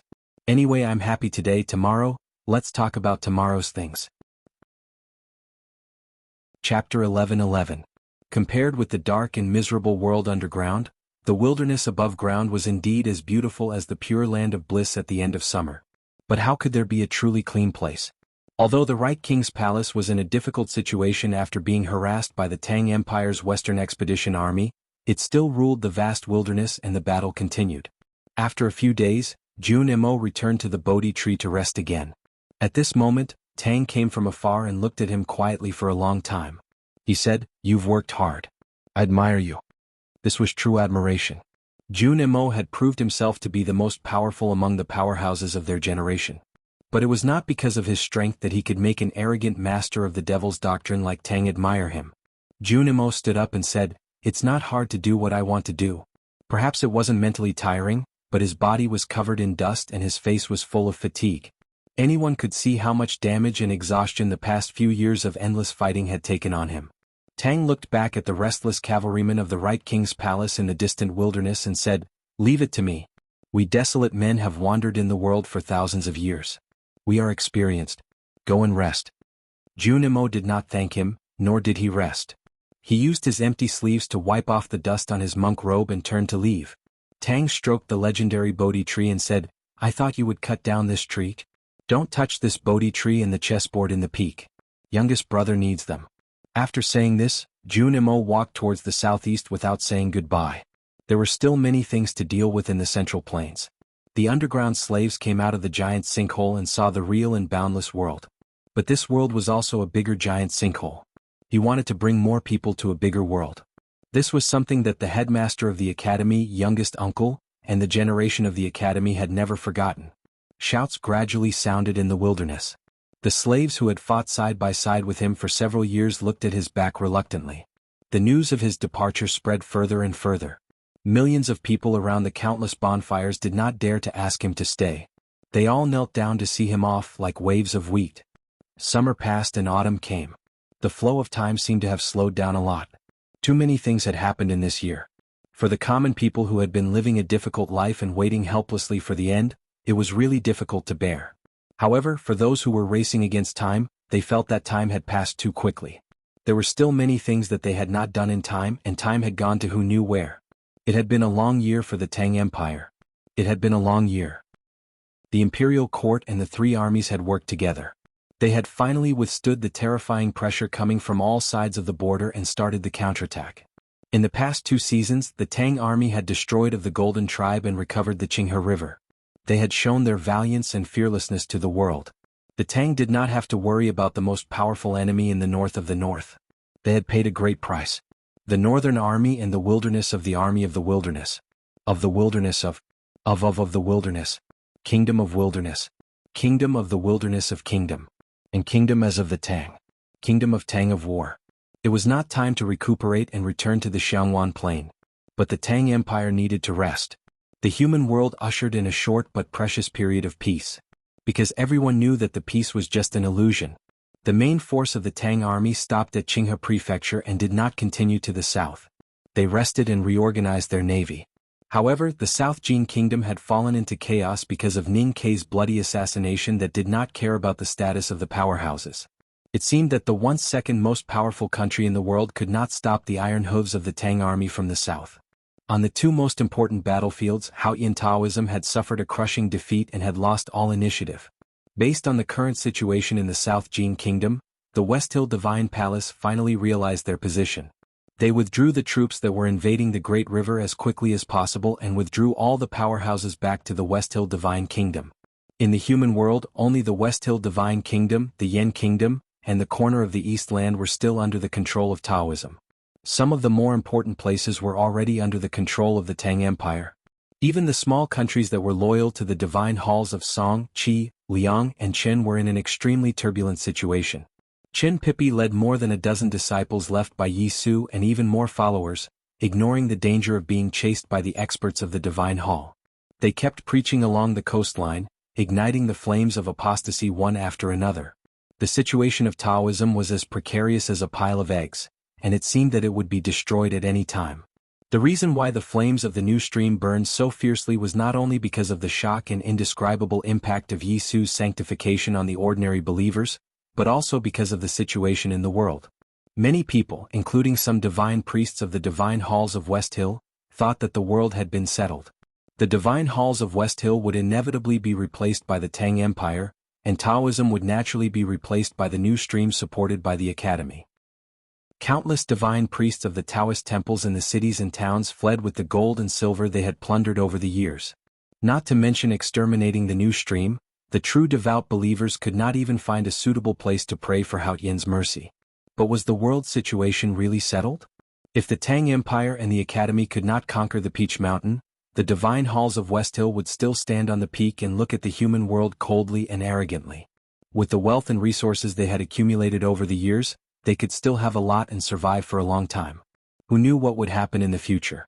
1,000 years ago, Taoism gathered the whole world to fight against the Tang Empire. Countless powerhouses of the knowing destiny state left their seclusion deep in the mountains and went to Chang'an. The Tang Empire was in a dangerous situation at that time, and the world situation seemed to be settled. But who would have thought that the headmaster of the Academy alone could solve all the problems and establish the Tang Empire's undefeated reputation for 1,000 years? They could not declare victory until the final victory, and they could not stop fighting until the battle was over. Jun Mo believed in the latter, while Ning Ke and Yi Hongyu believed in the former. All in all, the vast human world had never been simple. Moreover, those who stood at the top of the human world knew that if they could not determine the outcome of the Haotian Divine Kingdom, the outcome of the human world could be reversed at any time. Of course, the outcome of the human world was also very important. Everyone's eyes were following the traces left by Ning Quebec. They watched him go from the wilderness to the Qinghe River and then to the Southeast Sea. They all thought that he would go north to the Yen Kingdom, because where Longqing was, they believed that the next person he would kill would be Longqing. The powerhouses of the Divine Hall and the Yen Kingdom's cavalry were waiting for him, but he never came. No one knew that Ning Ke was still in the Lank Temple. He cultivated in the temple, rested in front of the ruins of the Buddha statue, and learned how to smash stones from the children in the small town in front of the Hua Mountain. From last night until now I've been thinking about it for a long time. There's an important plot at the end, but I still haven't figured it out. Or rather, I can't get past myself, so I'm still hesitating. Just by looking at the chapter name, you'll know that it's very important. Just by looking at it, you'll know that it's very important. If you can figure it out, I will continue writing at night. If not, I will continue thinking at night. Of course, to avoid waiting, I will only write these 2,000 words today. So, I have a deal with you. Chapter 11-12. When Ning Ke and Sang Sang were besieged by the cultivation world, they went to the west wilderness through the Buddha's chessboard. The Lank Temple in the autumn rain suffered the wrath of the Academy. Jun Mo's iron sword pierced through the air and cut the largest Buddha statue on the top of the tile mountain into countless pieces. The pieces rolled down from the peak and piled up in the valley, crushing half of the old temple. Fortunately, the huge rocks did not cause a disaster to the town. They had been soaked by the sea rain and wind for years and were gradually covered with moss. Instead, they had become a rare scenery. When the Yulan Hungry Ghost Festival stopped and the incense in the Lank Temple declined, it had become the only way to attract tourists. The main income of the town's residents now came from the stones that the Buddha statues had turned into. The people broke these boulders into countless small pieces, then carved them into Buddha statues and sold them to the tourists who admired them. Of course, it was very difficult to break the boulders. Even the heaviest hammer and the sharpest iron knife could not help the residents achieve their goal easily. The most common method for people was to burn them with fire and pour them with water. The fire was a wildfire ignited by the hay in the fields outside the town. The water was the sea water from the Tile Mountain. The quarry in the southeast of the town was filled with smoke from morning to night. The hot steam rose and the slightly red rocks suddenly made a sizzling sound when they encountered the cold seawater. This repeated tastelessly again and again. Eventually, there would be a clear crack on the hard rocks, and that was the key to breaking the rocks. Ning Ke stood on the hillside beside the quarry and watched the process of the residents breaking the stones. He watched in silence for a long time, watching the alternation of fire and water, and the cracks that appeared on the moss-covered boulders. He found that most of the cracks followed a certain pattern when they appeared, and two oblique cracks would meet at a certain place. The two cracks formed together and looked like a word. He naturally remembered the sword marks on the rocks at the bottom of the Daming Lake in the depths of the Tianqi Mountain many years ago. Youngest uncle had used a sword to write countless words outside the front gate of the Devil's Doctrine, thus making the great blockage formation left by the great divine priest of light, the founder of the Devil's Doctrine, useless. The rock was broken into smaller pieces, which were then smashed by the adults with iron. Then the children rushed over and picked up the stones of different sizes that they could carry.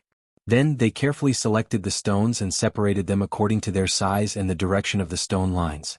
Finally, they were delivered to the hands of the stonemasons. Of course, most of the stonemasons in the town became a monk halfway through their cultivation. Ning Ke, for example, only began to learn Buddhism halfway through his cultivation. However, they carved day and night and became very skilled at it. A square stone about a foot long could be turned into a beautifully carved Buddha statue in 10 days and nights. After Ning Ke finished looking at the broken rocks, he watched the stonemasons carve Buddha. After watching for 3 days, he began to learn Buddha carving from the stonemasons. It did not take long for him to become the best carver in Hua Mountain. In the last few years of the Buddha's chessboard, he had made the entire mountain look like a Buddha. How difficult could the stones be for him? However, the Buddha statue he carved was very different from the one made by the stonemasons in the town. The stonemasons praised his comprehension and skills and raised many opinions, but he only smiled and did not explain. The Buddha statue that Ning Ke carved did not have a wide forehead and big ears, let alone a compassionate one. Instead, it was a slightly plump young woman with her hair combed into a bun. It was obvious that the young woman's expression was extremely cold. One day it was raining in the Lank Temple. Ning Ke was holding a stone outside the temple and continuing to carve.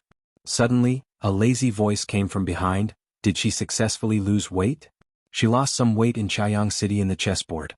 Ning Ke placed the stone statue and a dozen stone statues beside him. He put down his carving knife, patted the dust off his body and stood up. The man said, "She lost so little weight in 1,000 years? It seems that Haotian is not omnipotent." Ning Ke smiled and turned around to hug him. He said, "Didn't you like her before? Why are you so mean now? It doesn't suit your high and mighty identity as the leader of the new stream." Chen Pippi curled his lips in boredom and said, "Do you like her high and mighty, or do you like her as before?" Ning Ke thought about it and found that the answer was indeed obvious. He smiled helplessly and looked at Tang Xiaotang, who was standing beside him. He was surprised to find that she still had a ponytail and said, "Not married yet?" Tang Xiaotang was not shy and said, "Waiting for my brother to come." Chen Pippi sighed and said, "I don't expect to wait for my father's approval." Ning Ke looked at him again and looked at the loose indigo robe he was wearing. He thought of the Abbey Dean who wore indigo robes twice in Chang'an and found that he did look like the Abbey Dean after losing weight. The three of them walked to the pavilion nearby. The autumn rain fell on the eaves of the pavilion and accumulated for a long time before turning into a thin stream, flowing down the pillars and wetting the ground under the pavilion. Chen Pippi asked, "Have you finished?" Ning Ke took out a scroll from his arms and handed it to him. He said, "It would be better if Yi Su or eldest brother wrote it. You know, I am a non-believer after all." It was something he wrote when he was meditating and observing the stones in the Lank Temple. If it was approved, it might become the last and most important volume of the doctrine of the new stream. Chen Pippi took the scroll and said, "Eldest brother will have a higher chance of success. It will be harder for me to do it.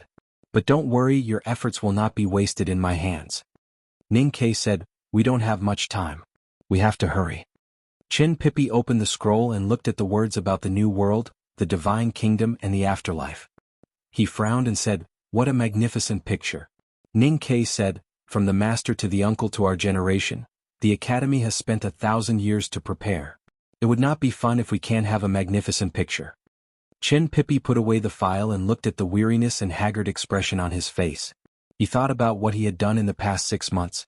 He took out a small porcelain bottle from his sleeve and handed it over, saying, "Take it when you need it." Ning Ke's expression changed slightly when he smelled the fragrance of the medicine in the porcelain bottle. He had taken this medicine before and knew how precious it was. He said, "At our current state, a heavenly power pill can only give us a chance. There is no need to waste it. I kept this medicine for senior brother Yi Su to help him break through the 5 states." Chen Pippi was silent for a moment and said, "But I didn't expect that he could no longer cultivate. Now that he is dead, what's the use of keeping it? Even if it can't help you break through the state, it can at least help you heal the hidden injuries in your body. It sounds cool to kill people from thousands of miles away, but it is extremely hard. You seem to be resting in the Lank Temple these days, but you are actually exhausting your energy. Both the academy and the new stream need you to keep standing. Ning Ke thought about it and didn't say anything else. He put the porcelain bottle into his sleeve. Tang Xiaotang said, "If youngest uncle thinks that the gift is too expensive and can't repay it, you can return it." Ning Ke smiled and said, "You are not married to him yet and you are already working for him? Tell me, what do you want?" Tang Xiaotang pointed at the row of stone statues outside the pavilion and said, "Give me one." Ning Ke didn't expect this. He walked out of the pavilion and picked up a stone statue that he was most satisfied with. He handed it to her and said, "It's not like I haven't seen the real person. Why do you need to look at this cold statue?" Tang Xiaotang took the stone statue and wiped the rain off with her sleeve. She put it away carefully and said, "If you can find her, why do you need to carve these cold statues?" Ning Ke was a little embarrassed and said, "I'm mainly learning how to break stones." Tang Xiaotang patted her chest and said, "If you want to learn, I can teach you." Many years ago, on the streets of Chang'an, there was a little girl whose chest could break stones. After so many years, she was still as heroic as ever. Ning Ke recalled the scene and felt a little emotional. As a youngest uncle, it was not convenient for him to see where her hands were. But Chin Pippi didn't have such a taboo. He murmured and sighed, "It's not big." Outside the Lank Temple, thousands of followers of the new stream were waiting for Chin Pippi and Tang Xiaotang. They were going to the Song Kingdom. Just like Ning Ke killing people from thousands of miles away, they were preaching from thousands of miles away. The scroll had been entrusted to them. Ning Ke didn't want to waste their time and sent them out of the temple. After Chin Pippi and Tang Xiaotang left, he continued to carve Buddha statues. Well, statues of Sang Sang. He made hundreds of statues of Sang Sang and lined them up in front of the hall. The statues of Sang Sang were either deep in thought, looking up at the sky, or looking at the world with their hands behind their back. There was only one thing in common: they were expressionless. The autumn rain fell from time to time, and the statues of Sang Sang were wet from time to time. He squinted and stared, holding his waist and arms, admiring the changes of the stone statues in the autumn rain. The situation of the world continued to change as time went by. The flames of war were everywhere and the killing intent was everywhere. The war between the Tang Empire and Taoism had both wins and losses. The strategy of the West Hill Divine Palace played a certain role. The most important thing was that the Tang Empire, or the Academy, still couldn't find a way to cross that small town. In fact, Ning Ke didn't care much about that small town. Not many people could guess his thoughts. Long Qing was one of them. He stood in the bleak autumn wind at the top of Qingjing city of the Yan Kingdom, quietly waiting for Ning Ke's arrival. Many people had always thought that the battle between Ning Ke and Long Qing was inevitable and would happen at any time. However, unexpectedly, Ning Ke didn't come and the battle never happened. Ning Ke looked at Sang Sang in the Lank Temple in the autumn rain. What was Sang Sang looking at now? The night in the cold region of the far north was long and cold. The hot sea had long been covered with thick snow. The light in the yurts left by the desolate man's tribe seemed to be frozen to pieces. Sang Sang sat by the light and looked at her fingertips. There was a bubble on her fingertip. The surface of the bubble was smooth, and it looked crystal and transparent under the light. The shape was extremely perfect. The indigo lion lay at her feet and looked at the bubble. Its eyes were full of curiosity, but it was instinctively afraid. It always felt that if it broke the bubble with its claws, the world would be destroyed. Ning Ke looked at the two cracks on the surface of the rock in the Lank Temple. There seemed to be two tiny cracks on the surface of the bubble between Sang Sang's fingers, and it would burst in the next moment. Like the hundreds of stone statues in the Lank Temple, her face was still expressionless. But it didn't mean indifference. It was more like calmness. She gently stroked her bulging belly. There was a delicious smell of soup coming from the corner of the yurt. In the morning, the indigo lion hunted a snow chicken. She was making chicken soup. I suddenly don't want to use my chest to break the big stone, or I may continue to use it in the next chapter. Well, it was hard today. Fortunately, I can sit up in the end.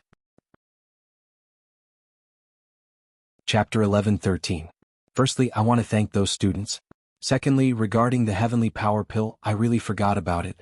Yesterday when I was writing it, I tried to recall it seriously, only to realize that memory is really the most unreliable thing. Thank you to the students who pointed it out. I deeply apologize and will make changes. Lastly, wanting to write a different and awesome plot is really a painful thing, especially when one's ability isn't particularly strong. We will succeed. Thank you. Chapter 11-14. The bubble on Sang Sang's fingertip was perfect, but it was not a perfect circle. It had curves and an indescribable sense of beauty, just like her bulging belly. It seemed fragile, but it was incomparably firm. It was space itself. She was expressionless, but she was not indifferent, just calm. It seemed that the two cracks on the bubble and the bulging belly indicated something or the future, which was constantly changing her. A Taoist dressed in green suddenly appeared at the edge of the forest beside the cold snow sea. He changed the direction of the wind and the temperature of the field. He was the strongest person in the world now, possessing the wisest and farsighted vision. However, the strange thing was that he turned a blind eye to the faint light in the yurt. He didn't turn a blind eye to it, but he really didn't see it.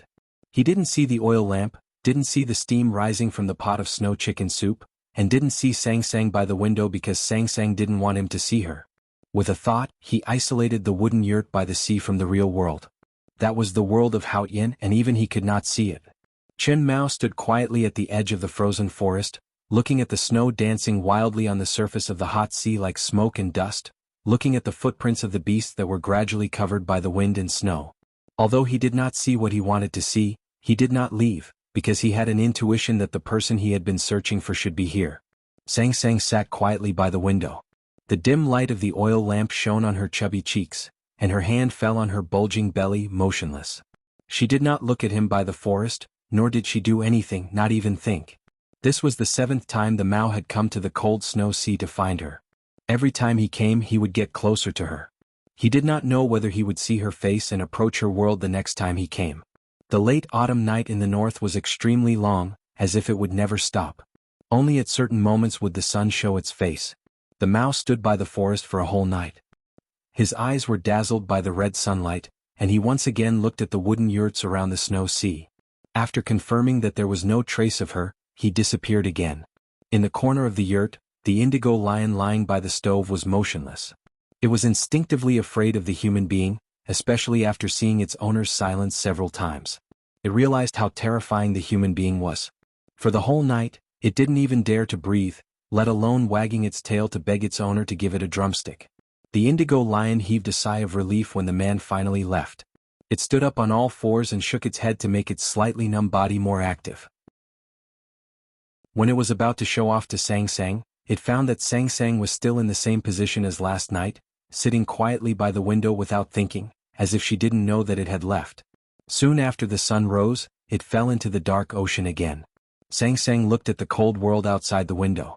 When the oil lamp burned out, the figure in green clothes appeared again in the woods. Sang Sang was still sitting quietly. Chen Mao left again. She sat there quietly, not sleeping, not eating, not talking, not thinking, not moving. A cold wind that didn't belong to nature blew, and the aura of heaven and earth changed slightly. A scholar in a cotton-padded jacket appeared in the woods. He looked around as if he was looking for something. He was covered with dust, haggard, and extremely thin. He hadn't rested for a long time, and the cold wind could knock him down at any time. Sang Sang finally moved. She turned her head and shifted her gaze from the snow-covered sea to the woodland. Her eyes fell on the scholar, and a complicated emotion appeared in her indifferent eyes. She suddenly wanted to walk out of the yurt and go back to her own world. Because she felt that the scholar was trustworthy, but also a little scared and disgusted. So she didn't do anything in the end. The drunkard finally arrived the second day after the eldest brother left. He was the most powerful man who had experienced the everlasting night. The flagon on his waist swayed in the wind and snow, as if the wine in it had been drunk. Sang Sang didn't even look at him, nor was she as silent and cautious as the Chen Mao when he appeared. Finally they all left. Sang Sang stood up by the window and walked to the stove. She looked at the pot of chicken soup that had long been boiled dry, and smelled the pungent burnt smell. She was silent for a long time. He didn't go home that night so that she could finish the chicken soup in case it went bad. Did he finish the chicken soup in the end? Sang Sang thought of the note, and her right hand gently stroked her bulging belly. She suddenly felt very lonely and wanted someone to accompany her. All this happened when she thought of that person. This was her world. In this world, time was still passing, the chicken soup would be boiled dry, and the life in her belly would keep growing. She was getting weaker and weaker. If she couldn't maintain this world, it would be the moment of danger. She put the pot of burnt chicken in front of the indigo lion, and ignored its pitiful look. She took out an abacus from under the table and began to calculate the possible dangers and solutions. She had to provide endless nutrients for the little life in her belly, and at the same time she had to be isolated from the human world. She didn't have enough energy to calculate like before. Her chess skills were still unbeatable, and she was still unbeatable at the poker table. Neither Qin Pipi nor Song Qian and other human geniuses were her opponents. But she couldn't calculate everything in the world. She had to rely on humans' calculation tools to reason and calculate those important things. She was the rule of this world. However, after she came to the human world, she was contaminated by the mortal world, and her speed was not as fast as those three human beings. This was a very dangerous thing. She had to escape. How could she be faster? Clap, clap, clap, clap. The crisp sound of plates hitting against each other came from the dark yurt. It sounded like a cheerful song. The indigo lion was gnawing on the burnt chicken bones, happily wagging its tail. Song Song's right hand moved quickly on the abacus, leaving a series of residual shadows. She looked calm and focused. The perfect bubble appeared in her left hand again. On the smooth surface of the bubble, more than 10 light spots appeared. If compared with the map of the human world, those light spots were Helan City, Chang and the West Hill, the Kingdom of Song, the Lang Temple, the depths of the West Wilderness, the beginning or the end of those space passages. The last autumn rain fell and the central plains were extremely cold. The war in the human world had finally reached the last step. The Tang Empire reorganized its navy, and tens of thousands of ships raced to the South Jin Kingdom. The South Jin Kingdom, which had been frightened by Ning Kei's killing of their emperor and ministers, had no power to resist. Coupled with the reputation of the sword Garrett, the gate of Linkong was opened within 10 days. The army of the Great River Kingdom also crossed the surging Yellow River and headed north. The Divine Chariot and the Royal Chariot led tens of thousands of people of the Great River Kingdom. They did something that no one had dared to think of for generations.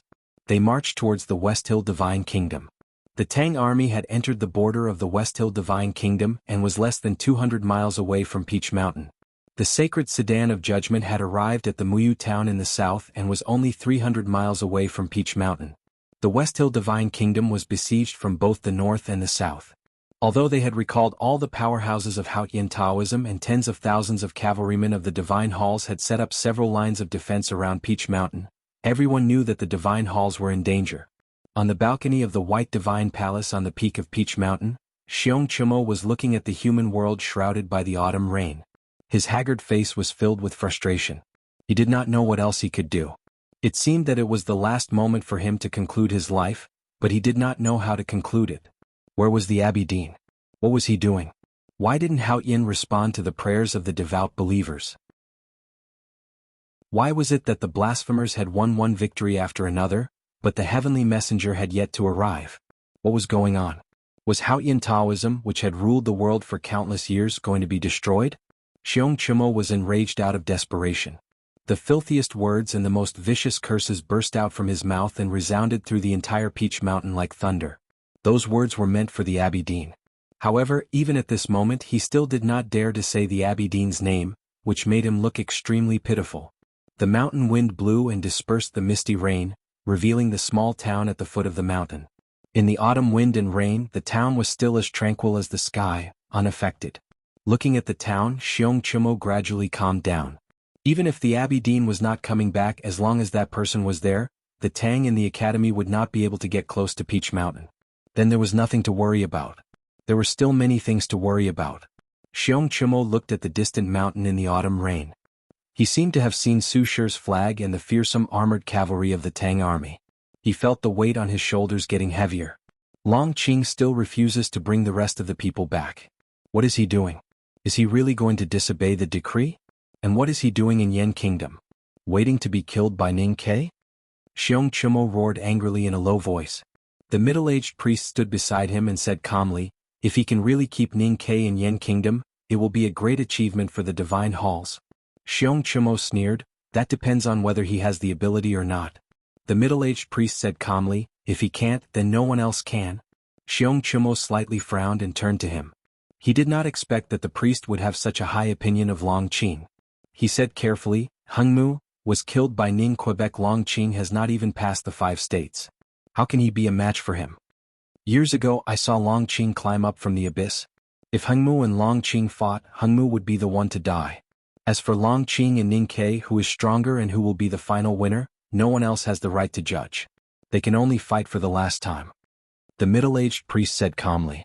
He had always played the role of a bystander in Taoism. He knew more than most people, so he was calmer. Xiong Chumo paused for a while and said, "The enemy is coming. Taoism has to do something." The middle-aged priest looked at the small town in the autumn rain and said, "I will go and have a look." Chapter 11:15. There was only one butcher's shop in the town. There was only one butcher in the world. The middle-aged Taoist stood outside the door and looked at the butcher, who was covered in grease but no sweat. He said, "Since you are here, you have to do something." The butcher was dividing the pork. Hearing this, he kept silent for a long time and asked in a hoarse voice, "Is your senior brother really going to do that rebellious thing?" The middle-aged Taoist said calmly, "What do you mean by rebellious? First of all, we have to determine the concept of Taoism. You and the drunkard have been hiding under Hao Yin's eyes for tens of thousands of years. Isn't that against her Taoism?" The butcher's ink-like thick eyebrows slowly rose as he said, "How dare you?" The middle-aged Taoist said, "Helping my senior brother is also good for you." The butcher said, "To help your senior brother, I just need to stay in the town and not come here. Because you and I both know that helping your senior brother and helping Taoism are two different things." The middle-aged Taoist kept silent for a while and said, "The agreement between you and Hao Yin is still valid." The butcher remained silent for a long time.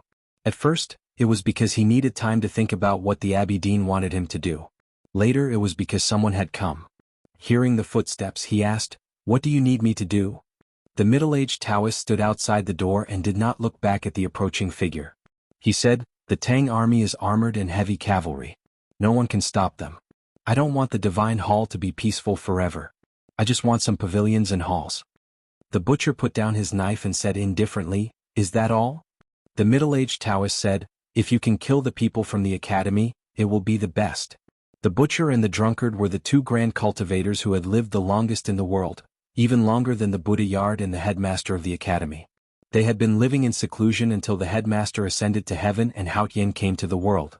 During these years, the drunkard had fought several times, which made the academy feel pressured. But the butcher had never done anything. Of course, he was strong, even the strongest in the world. He was different from the chief monk of scripture who had been buried with the Prajna peak. He was strong, but his blade was even stronger because he was good at killing. For countless years he had killed pigs, sheep, cows, and people. His strength lay in killing. He had lived in seclusion for many years and had killed fewer people. It was not because of a change in his state of mind, but because of the headmaster's request. The butcher said with an indifferent expression, "They're just some pigs and sheep. There's no harm in killing them." As soon as he finished speaking, the sound of cicadas rang out in the small town. At this time, the autumn rain was chilly, and the sound of cicadas in the rain was even more mournful. Amidst the sound of cicadas, a little girl in a yellow dress slowly walked over from the other side of the town. She walked to the butcher's shop and looked inside. The rainwater at the end of her ponytail was like fine pearls. As she moved, it floated to the ground inside the threshold. Then the tip of her nose wrinkled beautifully. It was very cute. She thought the smell of blood in the butcher's shop was too strong and unpleasant, just like the butcher's words. "Others are pigs and sheep, but you are a dog. I've never understood why people like you and the drunkard are willing to be dogs. Is this matter really that interesting?" Yulian's young face was full of inquiry. Because of her seriousness, she looked very cute. Her yellow dress was wet by the rain, but she did not look embarrassed. Instead, she was still cute. Her black ponytail was naturally the cutest. She was such a cute and scary little girl. She had recovered from the wounds she suffered in the battle with the national master of the Golden Tribe in the wilderness. She did not stop and traveled thousands of miles south to the West Hill Divine Kingdom. How could the tens of thousands of cavalrymen from the divine halls of West Hill stop her? It was not until she came to the door of the butcher's shop that the divine halls of West Hill noticed her arrival. The sharp warning sound cut through the rain, and the sound of hoofbeats could be heard. Countless people came to the small town, but did not dare to step on the long street. The butcher looked at the little girl outside the butcher's shop and guessed her identity. He said expressionlessly, "It's better to be a dog in peace than a person in chaos. This is what your teacher said to me in the town." Yulian's eyes fell on the knife in his hand. She said casually, "What he said might not be right." The butcher said, "I heard that you are this generation's leader of the Devil's Doctrine? The Devil's Doctrine emphasizes on absorbing the chi of heaven and earth into the body, which is similar to what I realized years ago. In this way I should be your ancestor. But since you don't even care about what the headmaster of the academy said, I guess you don't care about this either." Yu Lian put her hands behind her back and stood on tiptoe to look into the butcher's shop. She looked like a cute little girl who was learning from adults. She said casually, "The Enlightenment doctrine has always been good at deceiving and destroying our ancestors." The butcher said indifferently, "You are an interesting kid. No one has dared to talk to me like this for many years. Maybe you can be proud of it." He had lived in the world for countless years. In terms of age, he could call everyone a kid. Yu Lian was not annoyed. She looked at him and said, "I also think you are interesting." The butcher asked, "Where?" Yu Lian said slowly, "No one has ever dared to talk to me like this except for my teacher. I think he was the one who talked to you like this many years ago. It seems that he is more powerful." The butcher was silent for a moment and suddenly threw the knife in his hand. The butcher's knife, which was covered in blood and oil, fell heavily on the ground outside the sill with a loud bang. Smoke and dust rose and gravel shot into the dense autumn rain. It was as if a mountain had fallen from the sky to the mortal world. "If you can hold this knife, we will talk about other things," he said. Yu Lian squatted down with her hands behind her back and looked at the legendary knife for a while. Then she carefully rolled up her sleeves and took out a handkerchief. She pinched the back of the knife with only 2 fingers through the handkerchief. She used 2 fingers to slowly lift the heaviest knife in the world off the ground. As she moved, the weight of the iron knife passed to her feet. With 2 crisp sounds, 2 cobweb-like cracks appeared on the bluestone floor outside the door sill of the butcher's shop. Throughout this process, her brows were furrowed and her expression was solemn. Then she put down the iron knife. "Very good. You are qualified to talk to me." The butcher looked at her coldly and said, "Although it was a bit hard, you lifted it after all." Yu Lian shook her head and carefully wiped her fingers with the handkerchief. She said, "You old people always like to talk to yourselves. I just think it is too dirty. Do you think it is really heavy?" She frowned and concentrated because she did not want her fingers to be stained with blood or oil. The butcher was silent for a long time and said, "You are indeed very strong. Thank you for your recognition, senior." Yu Lian said casually. She was not serious at all. Her strength did not need anyone's approval, even if that person was the legendary butcher. "If you were given the same time as me, no, even half or even 1/10 of my time, you might be able to defeat me and even obtain the real immortality." The butcher looked at her and said, "Unfortunately, you will not have that time anymore. So you are not strong enough. No matter who comes from the academy, it is not enough because you are not strong enough." Yu Lian said, "You have not been in the world for many years. You do not know that the strongest thing in the academy is the word strong." The butcher said, "Do you want to talk about Ning Ke who inherited Koharen's legacy? He is indeed good. Unfortunately, 1,000 miles of wind blew in Yangzhou City. Now he is lacking breath." As soon as he finished speaking, he raised his eyebrows again. Footsteps were heard in the autumn rain again. The footsteps were very steady. A powerhouse like the butcher could naturally hear that there was something wrong with the center of gravity of the person's body. However, it was still so steady, which meant that it was terrifying. The person was wearing a shabby monk's robe. His short hair was like angry pine, but his expression was very calm. He walked in the rain, and the distance between each step seemed to be measured with a ruler in advance. There was no deviation. Junimo had always been a person who would never make a mistake. The butcher looked at him with a serious expression and said, "Or, would you like to try and see if you can pick up my knife?" Junimo took the handkerchief from Yu Lian's hand and carefully wiped the rain off his face. He glanced at the knife on the ground and did not understand what the butcher was talking about. He looked at the butcher as if he was looking at an idiot. Yu Lian looked at the butcher as if she was looking at an ignorant child. She said, "I said that you don't care about the world and you really don't. You have no idea that the strongest person in the academy has never been Ning Quebec. Indeed, the strongest people in the academy had always been Junimo and Yu Lian. The butcher was perhaps the strongest person in the cultivation world or even in the entire history of cultivation. The strongest here did not refer to the state of cultivation, but specifically referred to the strength and strength. Therefore, the 2 strongest people in the academy came to meet him. The butcher was naturally not in a good mood to be looked at and ignored by 2 juniors of the academy. His face became a little gloomy, but he did not say anything. Yu Lian asked, "Is it enough now?" The butcher said, "It is enough. You can try to fight with me together." Yu Lian said, "The headmaster said that words must be justified, and it is very important. Junimo likes to use peaceful means before resorting to force. Therefore, since it is enough, maybe we can talk about something first." The butcher took a deep breath. He had been prepared for a real battle for countless years, but he was rebuffed by Yu Lian's words. His depressed mood turned into one word, speak. Yu Lian said, it seems to be a little inconvenient today. The butcher squinted his eyes and slightly raised his eyebrows. He stared at her without saying a word. Yu Lian said, I am not afraid of you. What's the use of staring at me? Then she turned around and looked at the middle-aged Taoist. She said, do you know why it is inconvenient? The middle-aged Taoist sighed and said, I guess it is because I am here? But powerful people, why do you care about me? Yu Lian said, of course it is because you are very strong. The middle-aged Taoist smiled and said, I have done nothing since the beginning. Yu Lian said calmly, that is why it is so great. Until now I do not even know your name. I have to say that it is very admirable. To the human world she was a great fog. However, this seemingly calm and harmless middle-aged Taoist had silently guarded the Jisho Abbey for decades. Even she could not see through him. His true face seemed to be hidden in the fog, so it was naturally worth being vigilant. I have been feeling unwell these few days and even have mental problems. I have been adjusting and it is all right. Let's put our palms together, hug and pat each other on the back. Everyone is strong.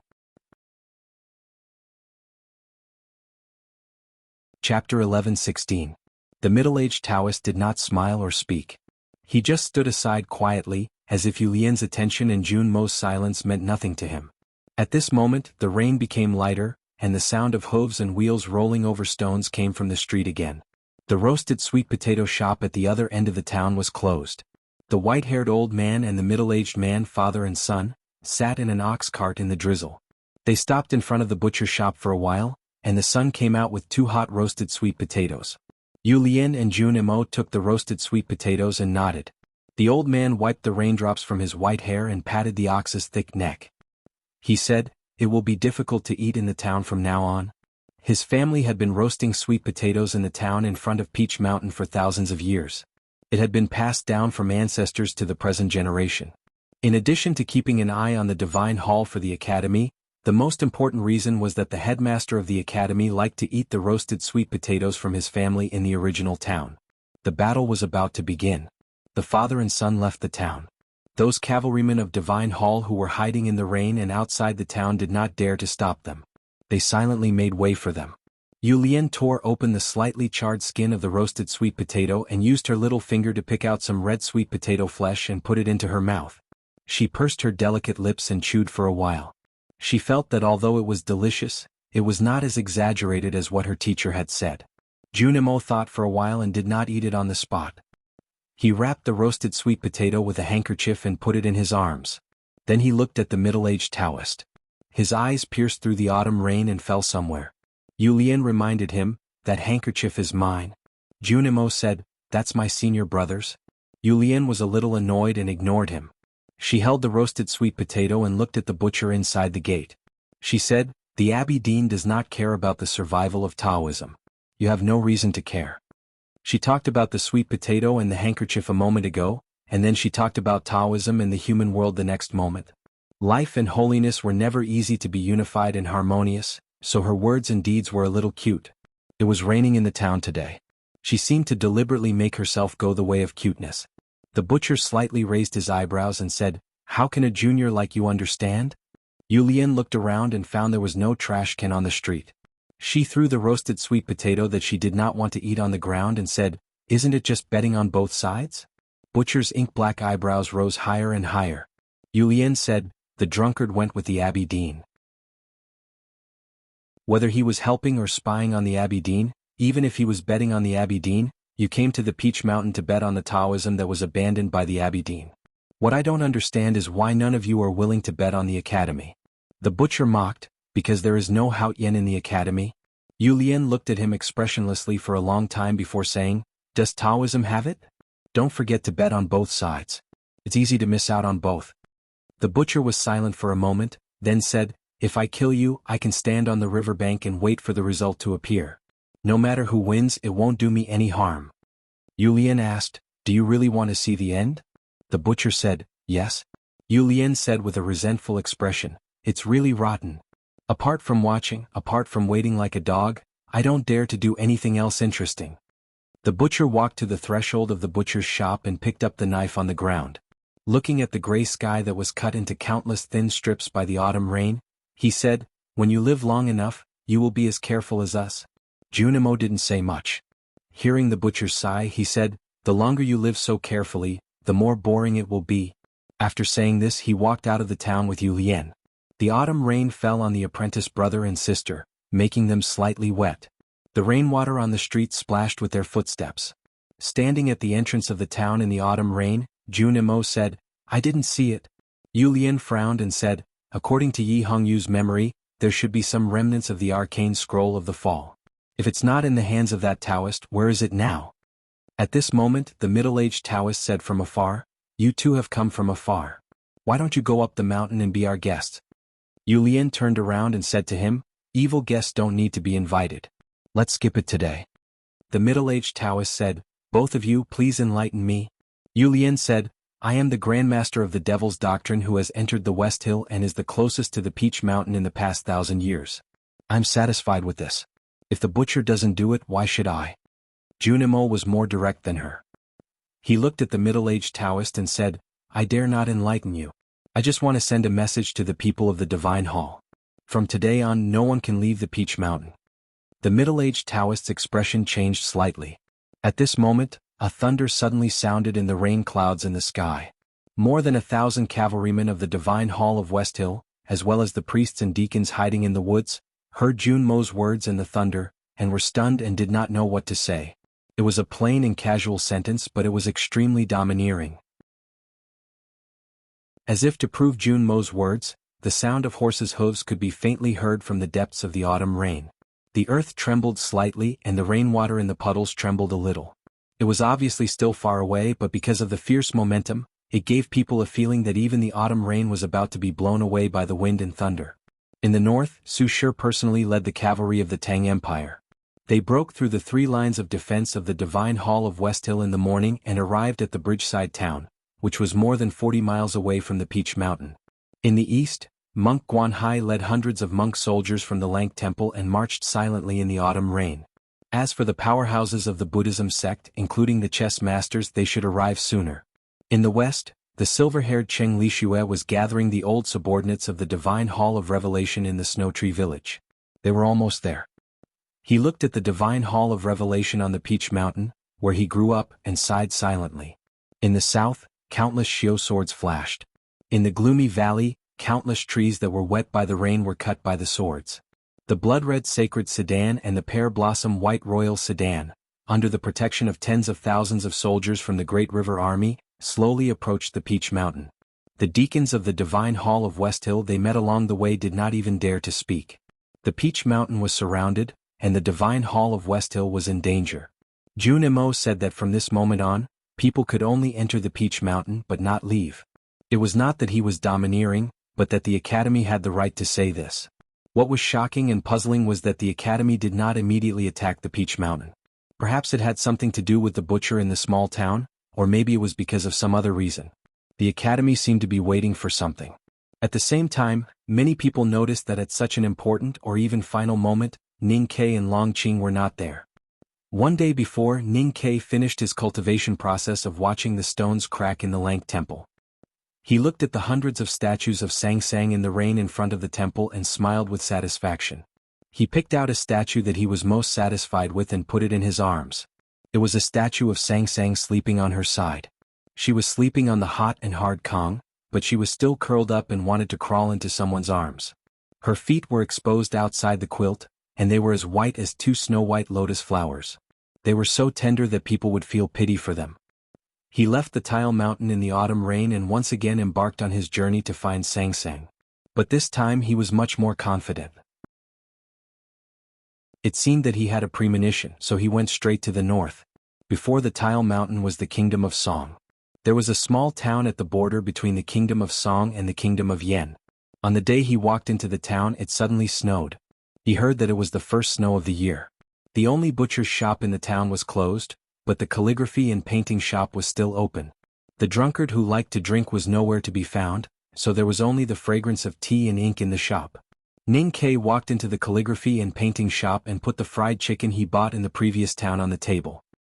He looked at the slightly hunched shopkeeper and said, "Have a drink with me?" Chow Xiaoshu turned around and looked at him. He shook his head but still took 2 wine cups. Zhang San and Li Si heard the noise and rushed to the front of the shop.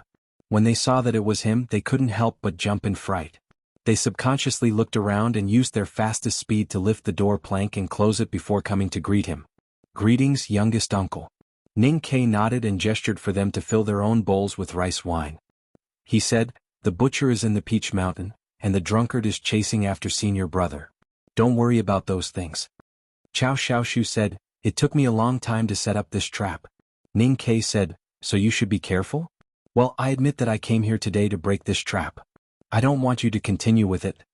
Chao Xiaoshu said, "Can you kill him?" Ning Ke was silent. With the drunkard's limitless and immeasurable state, even if eldest brother and third sister joined hands, they might not be able to kill him, let alone him. "I'm going to the north. I feel that something is wrong." He looked at Chao Xiaoshu quietly and said, "Go back to Chang'an. Your wife, children, and the old man are waiting for you." Chao Xiaoshu did not respond. He raised his wine cup and said, "Drink this cup." Ning Ke drank it up to show his sincerity. Chao Xiaoshu said, "Then leave." Ning Ke was driven out of the small town. He had to continue walking north with the stone statue. He did not know the specific location, but he knew it was in the north. The small town was between the Song and Yen. Not far from the small town he entered the Yen territory. There was a river parallel to the Sisui River, flowing from the north to the south into the Great Swamp, and then into the Big River and finally into the sea. Ning Ke rode the big black horse and galloped between the fields and hills on the east bank of the river. It was early winter and the water in the river was condensed. The fog was thick, especially in the morning. It was not like the human world. Ning Ke felt that he saw his own reflection in the fog. The fog on the river seemed to have become a mirror. It was not until the morning sun rose and the fog dissipated that he realized that there was no mirror in the fog. It was not his own reflection on the other side of the river, but a man on a horse like him. That man was also dressed in black and rode a black horse, looking very similar to him. The only difference was that Ning Ke wore a black academy uniform, while that man wore a black divine robe. That man was Long Qing. In fact, I wanted Chao Xiaoshu to say, "Let's go?" Ning Ke said, "Let's go." Then he drank the wine in the cup. When Chao Xiaoshu drank, Chao Xiaoshu said, "Then you go." I feel uncomfortable, but this chapter is well written. I am sure of this, so I feel a little comforted.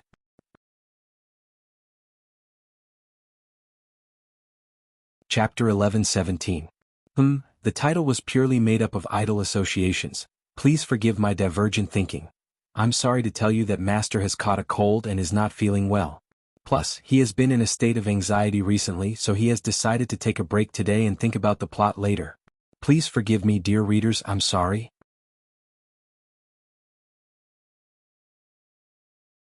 Chapter 11:18. This river had many names. It was called the Wei River in the 20 miles around the Tang border. It was called the Yi River in the Yen Kingdom, also known as the Juma River. In the Song Kingdom, it was called the Tongtian River because one of its tributaries flowed directly into the Storm Sea. The Song Kingdom always insisted that it was the main river and completely ignored the fact that it was still more than 700 miles away from the Great Swamp. No one called it the Great River because there was already a great river in the south of the human world. But this river was actually very large with abundant water and wide waves. The wind blew through the paddy fields and the flowers bloomed on both sides. It had nurtured countless people. Especially in the area before and after the Yen border, the river was extremely wide. No matter how good one's eyesight was, it was difficult to see the face of the person on the other side of the river and naturally could not recognize who it was. But Ning Ke looked at the other side of the river and recognized that it was Long Qing. It was an indescribable feeling, as natural as the great river flowing into the sea, or perhaps it should be said that it was only natural. The world was so big and the Yi River was so cold. There were frequent wars and fires of war. Those who should have escaped had long escaped and walked in the wilderness. But someone appeared on the other side of the river. Of course, that person could only be Long Qing. The big black horse stopped and Ning Ke looked at the other side. At the same time, Long Qing also stopped and looked at him. Their eyes met on the surging river. He did not say, "So you are also here," but simply said, "I see you, so you can't leave." After a moment of silence, Ning Ke pulled the reins lightly and continued to gallop north. Long Qing also galloped north on the other side of the river. His horse was obviously extraordinary as it could keep up with the big black horse. Ning Ke was a little hungry and stopped at a bend in the winter sky. He took out some dry food and began to eat with the river water. Long Qing also stopped and took a few sips from his wine bag to quench his thirst. Ning Kai stopped and picked up some branches to make a bonfire. He allowed the big black horse to wander around and rest while he sat by the fire to roast the wild wheat. He roasted it until it was slightly burnt and fragrant. Then he threw it into his mouth and began chewing. Not long after, a bonfire was also lit on the other side of the river, which was particularly eye-catching in the early night. Ning Kai woke up when the morning sun shone on the earth. He walked to the shore and scooped up a handful of chilly river water. He washed his face and looked up, only to see Long Qing drawing water with a leather bag. He did not even look at him. Ning Kai continued north while Long Qing continued to follow him on the other side. The two of them did not speak, maintaining absolute silence. There was no threatening look in their eyes, not even a hint of hostility. Naturally, there were no flying swords, arrows, peach blossoms, or divine talismans. Deep in the Yin territory, the river turned west and entered a valley that was not high. The river was much narrower than yesterday, and the people on the other side could see it more clearly. Ning Kai and Long Qing and Ning Kai were still as they were. Whether it was the left bank or the right bank, the banks of the river always looked the same. There would be water plants, sand, stone steps in populated areas, blue stones used to wash clothes, waste thrown into the river by people on boats, rotten vegetable leaves floating on the surface of the water, and winding lines. But the two sides of the river were always parallel to each other. They would only meet each other if they went back to the source or entered the great swamp or the sea. Enemies were often the most similar to each other. They had been competing with each other for many years and seemed to know each other very well. But in fact they had never really touched each other. They just looked at each other. The higher they went upstream, the colder the wind became, and the narrower the Yi River became. Ning Kai could already see Long Qing's eyebrows and eyes very clearly. He could see the scar that had faded a lot. Long Qing could also see the few very inconspicuous freckles on his cheeks and the straw rope wrapped around the hilt of the iron cutlass on his shoulder. 2 days after entering the North Yen mountain range, they reached the end of the mountains and the end of the river. There was endless fog like white clouds rising from the ground. It was as beautiful as a fairyland and covered both of them. There was an angry sound of water coming from the clouds, crashing into the cliff and shattering into countless pieces. One could imagine how steep the invisible river became in the valley. Ning Kai got off the horse and looked at the other side of the fog. He did not know if Long Qing was there. At this moment, Long Qing's voice came from the fog. "What did you write?" Ning Kai and Long Qing were considered by many to be lifelong enemies. In fact, their fates had always been intertwined over the years. The two of them rarely met, but every time they did, it would be a matter of life and death. Every time they met, the outcome would affect them and even the broader fates and futures. They met by the Yi River and walked silently on both sides of the river. They did not say a word but only compared each other by the bonfire. They did not start to talk until they reached the end of the mountains and could not see each other.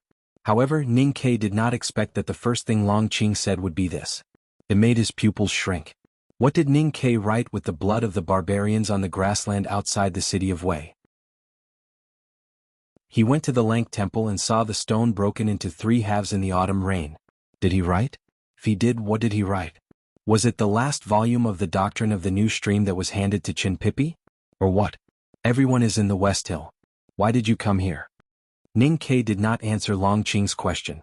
Although Long Qing's first words had exposed his thoughts, he felt that the proverb did make sense. The person who knew you best was often your enemy. Long Qing's voice came from the fog again. Because you are here. Ning Kai's expression did not change. He untied the iron bow on his shoulder and seemed to want to rest here for a while. Long Qing's meaning was very clear. For Taoism or the human world, the final battle in the West Hill Divine Palace was important, but it was not as important as Ning Kai's whereabouts. Many people are guessing when I will go to Capital Cheng to kill you. But I don't think so. Other than the fact that I don't like being watched, the more important reason is that I am not sure that I can kill you. I know you will not go to Capital Cheng to find me, so I have been waiting for you at the border. There are countless idiots in the world who always think that there will be a battle between you and me. Have you become so stupid that you have to act according to the plot in the story? I have said that I am not sure that I can kill you. Besides, I have killed a Da and Hungmu. It is boring and monotonous to kill them in order. It is not in line with the aesthetic of the academy. Ning Kai calmly looked at the iron bow on his knees. He did not know when, but a dark iron arrow from the quiver was already in his hand. The whole process of taking out the arrow did not make any sound. He was telling the truth. Long Qing was indeed very powerful now. How could a person who even eldest brother could not see through not be powerful? More importantly, the Abbey Dean had given Long Qing the most important mission of killing Yi Su to help him become a sage. It was not easy to kill such a person, so why would he take the risk to kill him? However, Ning Ke knew that he was also very powerful. According to the proverb, Long Qing should know that he was powerful and not easy to kill. He did not want to fight with Long Qing, so why did Long Qing stop him? You killed people all over the world because you were looking for someone? Others might not understand, but I do. You killed Hengmu and Ada just to find her. You always thought that since they said it themselves and the whole human world was talking about them, that they were her gifts or children in the human world, then you could get some information by killing them. Deep in the clouds, Long Qing's voice sounded again after a moment of silence. I am different. I am not a gift left by Hao Yin to the human world. From that moment on, I am not qualified to be her son. Of course, I am not interested in such a title now. I am nothing. I have betrayed her. I only believe in myself. Under such circumstances, it is meaningless for you to kill me. Why take the risk? Ning Ke's fingers gently stroked the bowstring that was as hard as stone and as stable as a mountain. He said, yes. Long Qing said, you will not come to kill me, but I will come to you, because I feel that you are getting closer to finding her. I have different thoughts from the headmaster. I think you are the most likely to find her. I cannot let you continue. I don't care what you are going to write in the end. I cannot let you write any more. Ning Ke raised his head and looked deep into the clouds. He said, you think highly of me? Long Qing's voice came, those who look down on you are all dead. Ning Ke was silent for a moment and said, I used to look down on you when you wanted to be her maidservant. Long Qing said, yes. Looking back at that time and thinking about her identity, I am so stupid and arrogant. Ning Ke said, you used the word idiot first. You are so strong that I have nothing to say. Long Qing said, thank you. Ning Ke continued, later on I shot you on the snow cliff but you survived. You survived shamelessly. You made me vigilant because I also survived like that. In fact, you almost killed me in the autumn rain at the Red Lotus Temple. Long Qing's voice sounded a bit regretful, but I still couldn't kill you. Ning Ke said, now that I think about it, it is all God's will. Long Qing agreed, Hao Yin was always by your side. God's will belongs to you. Ning Ke said, if I were you, I would not be convinced either. Long Qing said, nothing. Ning Ke said, otherwise why are you here now? He had asked this question before and Long Qing had already answered it. In order to prevent him from finding Sang Sang, in order to prevent him from writing that word for Taoism or the human world for many glorious, great and just things, but he repeated his question. Long Qing was silent for a long time and then gave a new answer. Yes, this is an unnecessary battle. Hao Yin, Taoism, the human world, and the word you wrote are all excuses. I just want to see if I can kill you now because I am not convinced. In the clouds, his voice was very calm, as if he was a naughty child who had torn off his clothes and played in the mud by the river naked. It was so real that it made people sigh with emotion. It was silent, except for the sound of the water. Ning Ke stood up and looked at the source of the voice in the clouds. He did not speak for a long time. Long Qing also did not speak for a long time. The world was very big. They did not meet many times, but every time they met was unforgettable. Ning Ke won 3 times in a row. Ning Ke won 3 times in a row. Because of the iron arrow, Long Qing became a disabled person. He abandoned his fiancée and became a devil in the darkness. He learned the gray eye skill and betrayed Taoism. He thought he had mastered it and ambushed Ning Ke in front of the Red Lotus Temple. He did not expect Ning Ke to learn the practice of Tao Tai.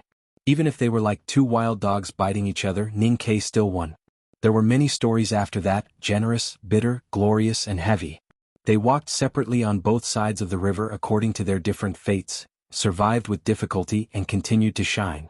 They really met at the end of the mountain and sat down to discuss Taoism. It was not about the Taoism of life and death, but only one word. He was not convinced. Since there was Ning Ke in the world, why was there still a need for him? Long Qing was not convinced. This story had gone on for too long and it was time to end it. It did not matter whether there was a reason or not. Ning Ke quietly looked at the depths of the clouds and felt the willpower, feeling very emotional. He had felt that willpower in many places. For example, the bottom of the Daming Lake, and the cliff cave in the back of the mountain of the academy. He did not expect that Long Qing's unwillingness was so strong. He respected him very much. He raised the iron bow, aimed at the position confirmed by the conversation, and pulled the string without hesitation. With a buzz, the iron arrow left the string and disappeared instantly. His expression was still as calm as before, calm and cold-blooded. He said some words, recalled some of the past, and felt some respect and emotion. But I still want to kill you. Since you have been unconvinced for so long, then please continue to be unconvinced until the netherworld.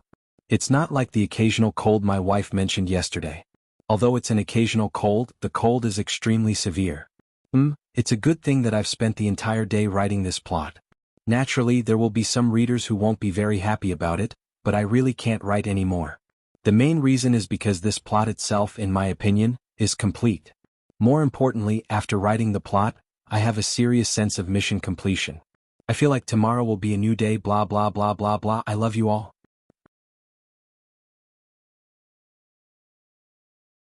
Chapter 11:19. The clouds were thick and the fog was thick. Only the sound could be heard, but no one could be seen. It was a good time to have a heart-to-heart talk, to review their lives and to sigh with emotion. Even if they didn't want to forget the enmity, they should at least appreciate each other. Then they would straighten their clothes, point their swords at each other, and finish a lifetime of fighting as equals. Who would have thought that Ning Ke would suddenly attack with his strongest iron arrow? At such a beautiful moment, he used the most shameless sneak attack.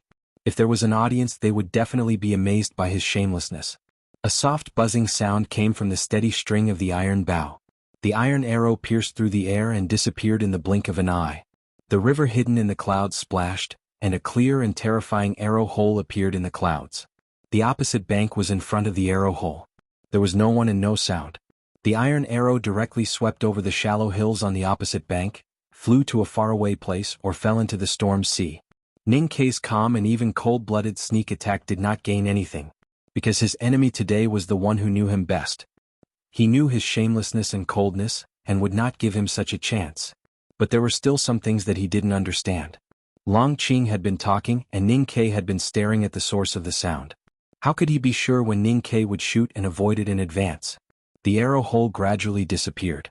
The qi of heaven and earth that was held hostage by the arrow dispersed in all directions, bringing with it countless tiny gusts of wind. Tens of thousands of tiny gusts of wind gathered together to form a violent current. In the whistling sound, the clouds and mist gradually dispersed. Looking at the opposite bank that was gradually becoming clear, Ning Ke's expression became very solemn. Many people appeared on the other side of the river. They were so densely packed that they looked like ghosts hiding among the rocks. These people exuded a powerful aura, and their eyes were dark and cold. Hundreds of gazes were coldly staring at him. The scene was extremely strange and terrifying. These powerful cultivators who followed Long Qing were now like a pack of wolves that had been hungry for many years. Ning Ke saw Long Qing. The man who had quietly said that he was not convinced and made everyone think that he would seek a fair fight with Ning Ke was now standing at the back of hundreds of powerful cultivators. He was very cautious and extremely dangerous, just like the aura exuding from his body, which gave people an indescribable feeling of complexity. The iron arrow missed, but it was like a signal that the battle had begun. Hundreds of cultivators rushed into the raging river amidst the deafening battle cries. The river upstream was not deep, just knee-deep. For a moment, water splashed everywhere, and the momentum was extremely frightening. Ning Ke did not draw out his iron cutlass. Instead, he held one end of the iron bow and waited silently.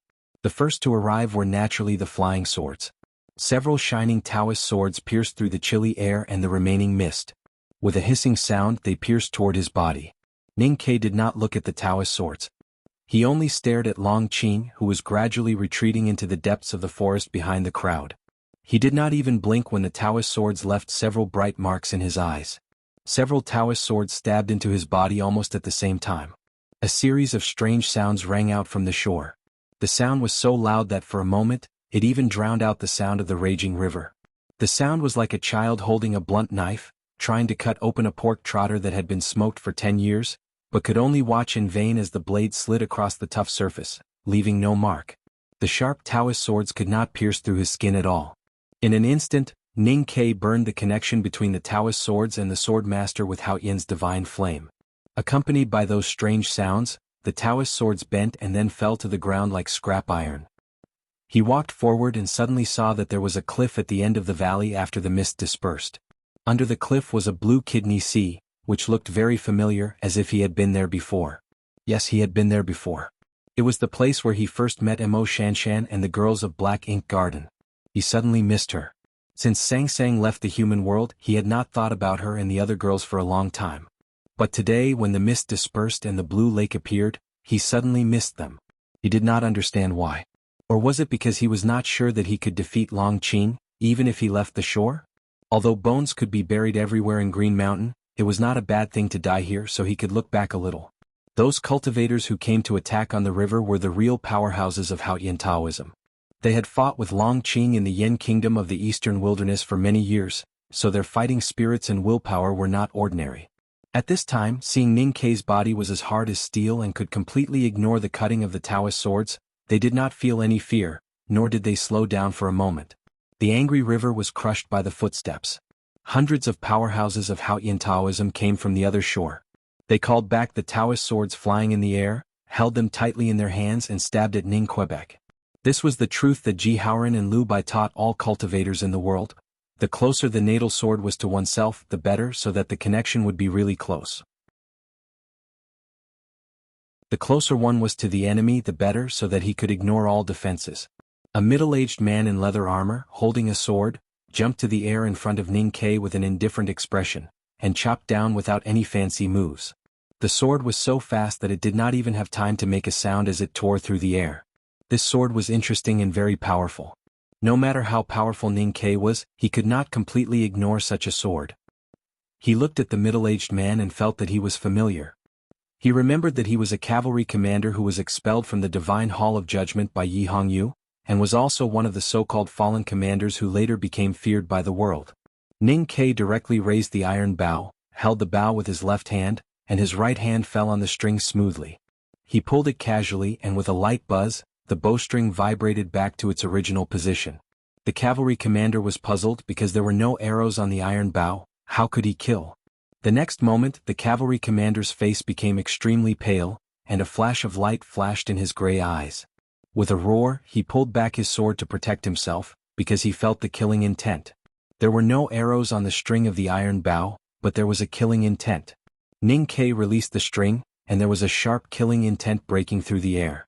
With a soft sound, a clear corrosion mark appeared on the sword in the hand of the cavalry commander. With a crack, the sword broke in the middle. Then, a thin line of blood appeared on his wrist.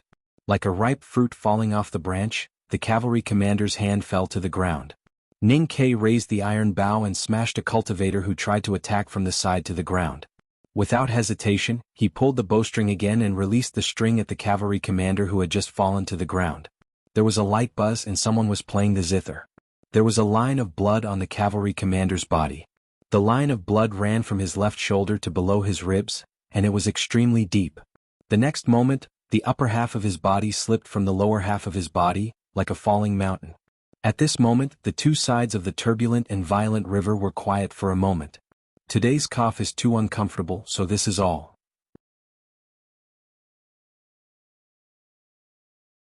Chapter 11:20. Who said that one could not kill without arrows? Many people would say so. When the sound rang in front of the river bank where the clouds and mist had dispersed, no one in the world had ever seen an empty string kill. Because when Ning Kei used the killing intent on the string to cut the commander surnamed Z into dozens of pieces of flesh in the autumn rain in front of the Red Lotus Temple, Long Qing and his subordinates were fleeing down the mountain and did not see that scene. In the autumn rain, Ning Kei knew his destiny. From that moment on, he had the ability to kill with a bowstring. However, he had not used it in the following years. He had hidden this ability in the deepest part of the arrow case. It was only today when he faced the powerful cultivators that he revealed it to the world. Hundreds of powerful cultivators rushed over fearlessly. Ning Kei pulled the bowstring in silence. There was a soft hum. A heavy iron cutlass was cut in half. The powerful cultivator holding the cutlass had his right arm cut off. He let out a painful howl and fell into the river, unable to maintain his balance. A middle-aged man in a Taoist robe roared. The green sword in his hand turned into a swimming dragon, bringing the river water with it and the vigorous aura of heaven and earth towards his face. He raised the iron bow and pulled the bowstring at the swimming dragon formed by the river water. There was another soft hum. The water dragon was cut in the middle. A crack appeared on the middle-aged man's Taoist robe. The crack expanded rapidly and blood spurted out, dyeing the river water red. He fell heavily into the blood water and could no longer stand up. A powerful cultivator in a leather robe from the eastern tent pulled the bowstring and aimed at the opposite bank across the river. Ninkei did not even look at it. He pulled the bowstring and shot. The killing intent swept through the surging water. It was wet and had a blurry shape. It arrived in front of the opponent at an unimaginable speed. With a crisp crack, the bow in the hands of the strong eastern tribe barbarian broke in the middle. The bowstring split into two pieces and scattered in the air. The scattered strings were even more beautiful than the water splashes. The broken bowstring hit him hard in the face, smashing right into his eyes, causing a mixture of blood and juice to splatter out. However, the powerhouse from the eastern tent did not cry out in pain or wail. That was because the killing intent attached to Ninkei's bowstring did not dissipate after cutting off his bow. Instead, it continued forward and directly cut off his neck. His head fell into the river like a stone. He only needed to bend the bow and did not need to put an arrow. It was a fake shot, but it had real killing intent. This was how Ninkei killed people with the iron bow. His movements were steady. His right hand turned into a shadow. Neither sword nor arrow could be faster than the killing intent. Not to mention that killing intent was invisible and intangible. How could one guard against it? The rushing river water was instantly dyed red with blood. In just a single exchange, several experts had fallen to the ground. With his lightning-fast movements of controlling the bowstring, no one was a match for him at all. Ninkei looked at the figure of Long Qing, who was about to disappear into the forest in the distance, and walked toward the river. At this time, the hundreds of cultivators had all come to his side, and the bloody battle continued. Ninkei looked at the figure of Long Qing, who was gradually disappearing into the forest in the distance. He walked toward the river. At this time, the hundreds of powerful cultivators had all come to his side. The bloody battle continued. Countless sword talismans, knives and arrows danced in the air, cutting the air above the river into a turbulent cyclone. Just like the rushing river, there were countless dangers hidden in it. Even with Ninkei's strong body, he still suffered some injuries under such a high density and intensity of attack. His black academy uniform was already torn and blood could be seen faintly under his ribs. But his expression was still calm. He walked silently to the other side of the river. He held the bow with his left hand and controlled the string with his right. From time to time, he raised his arm to aim and pulled the string with his right hand. The entire movement was stable to a perfect degree. He was not disturbed by any attacks. Those attacks wanted to kill him, but they could not kill him instantly. Therefore, those who wanted to attack him were all killed by his iron bow. No matter how sturdy the armor the person was wearing or how strong his body was after practicing martial arts, he could not stop the bloodline from penetrating the deepest part of his flesh and bones until he was cut in half, or his limbs were severed, or he died. No one could stop Ninkei from moving forward, not even those who risked their lives to attack. Hundreds of powerful cultivators were even forced to retreat by him alone. Hundreds of people were led to retreat by an iron bow. The sound of the string kept ringing, buzzing like the sound of a zither. It was very similar to the sound that rang in the square in front of the White Tower Temple in Yueluan Kingdom. The only difference was that eldest brother had broken hundreds of bowstrings that day in order to prevent Ninkei from being killed. Today Ninkei kept pulling the string to kill people as quickly as possible. As he walked and shot, blood splattered and some people fell into the river. Ninkei walked to the middle of the river. He stood on a slightly protruding rock and looked at the forest on the other side of the river. The river wind blew his hair. He was so silent and powerful.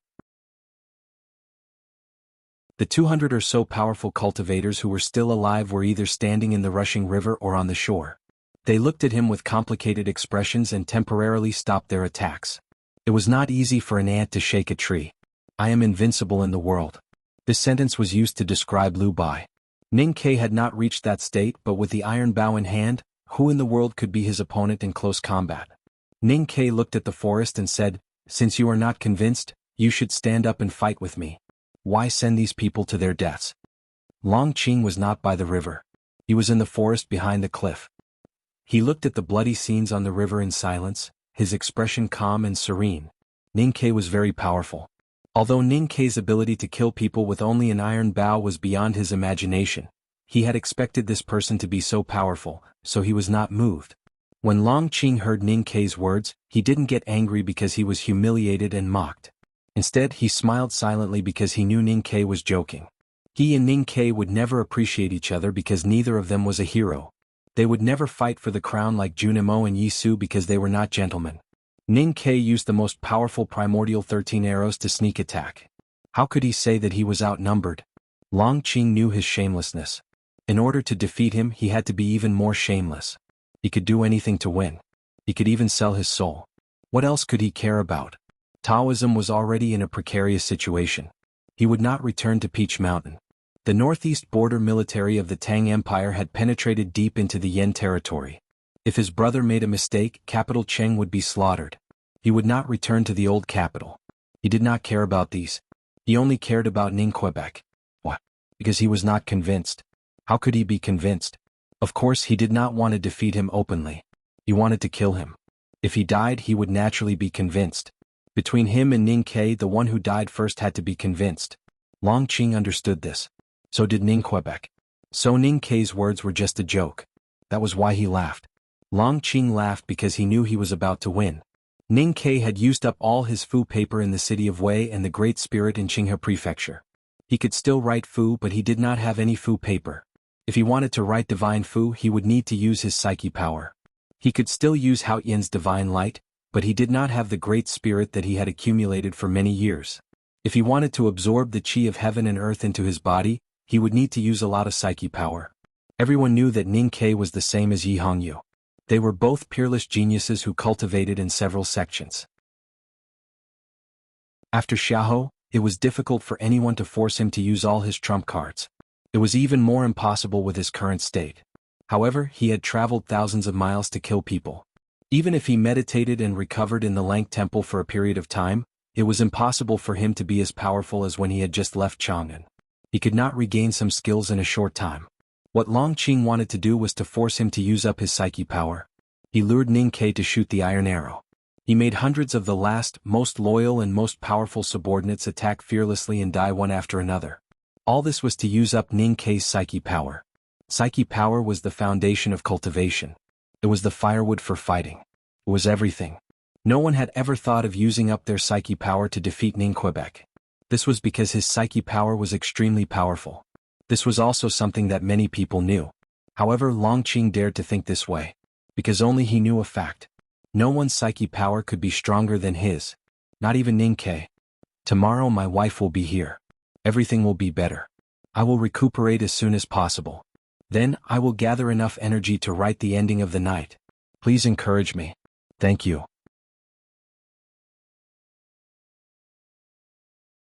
Chapter 11:21. Long Qing's confidence lay in the fact that he never fought alone. There were many people in his body and there were also many people by the river. They were the powerful cultivators from Haoyan Taoism and the Eastern Royal Court.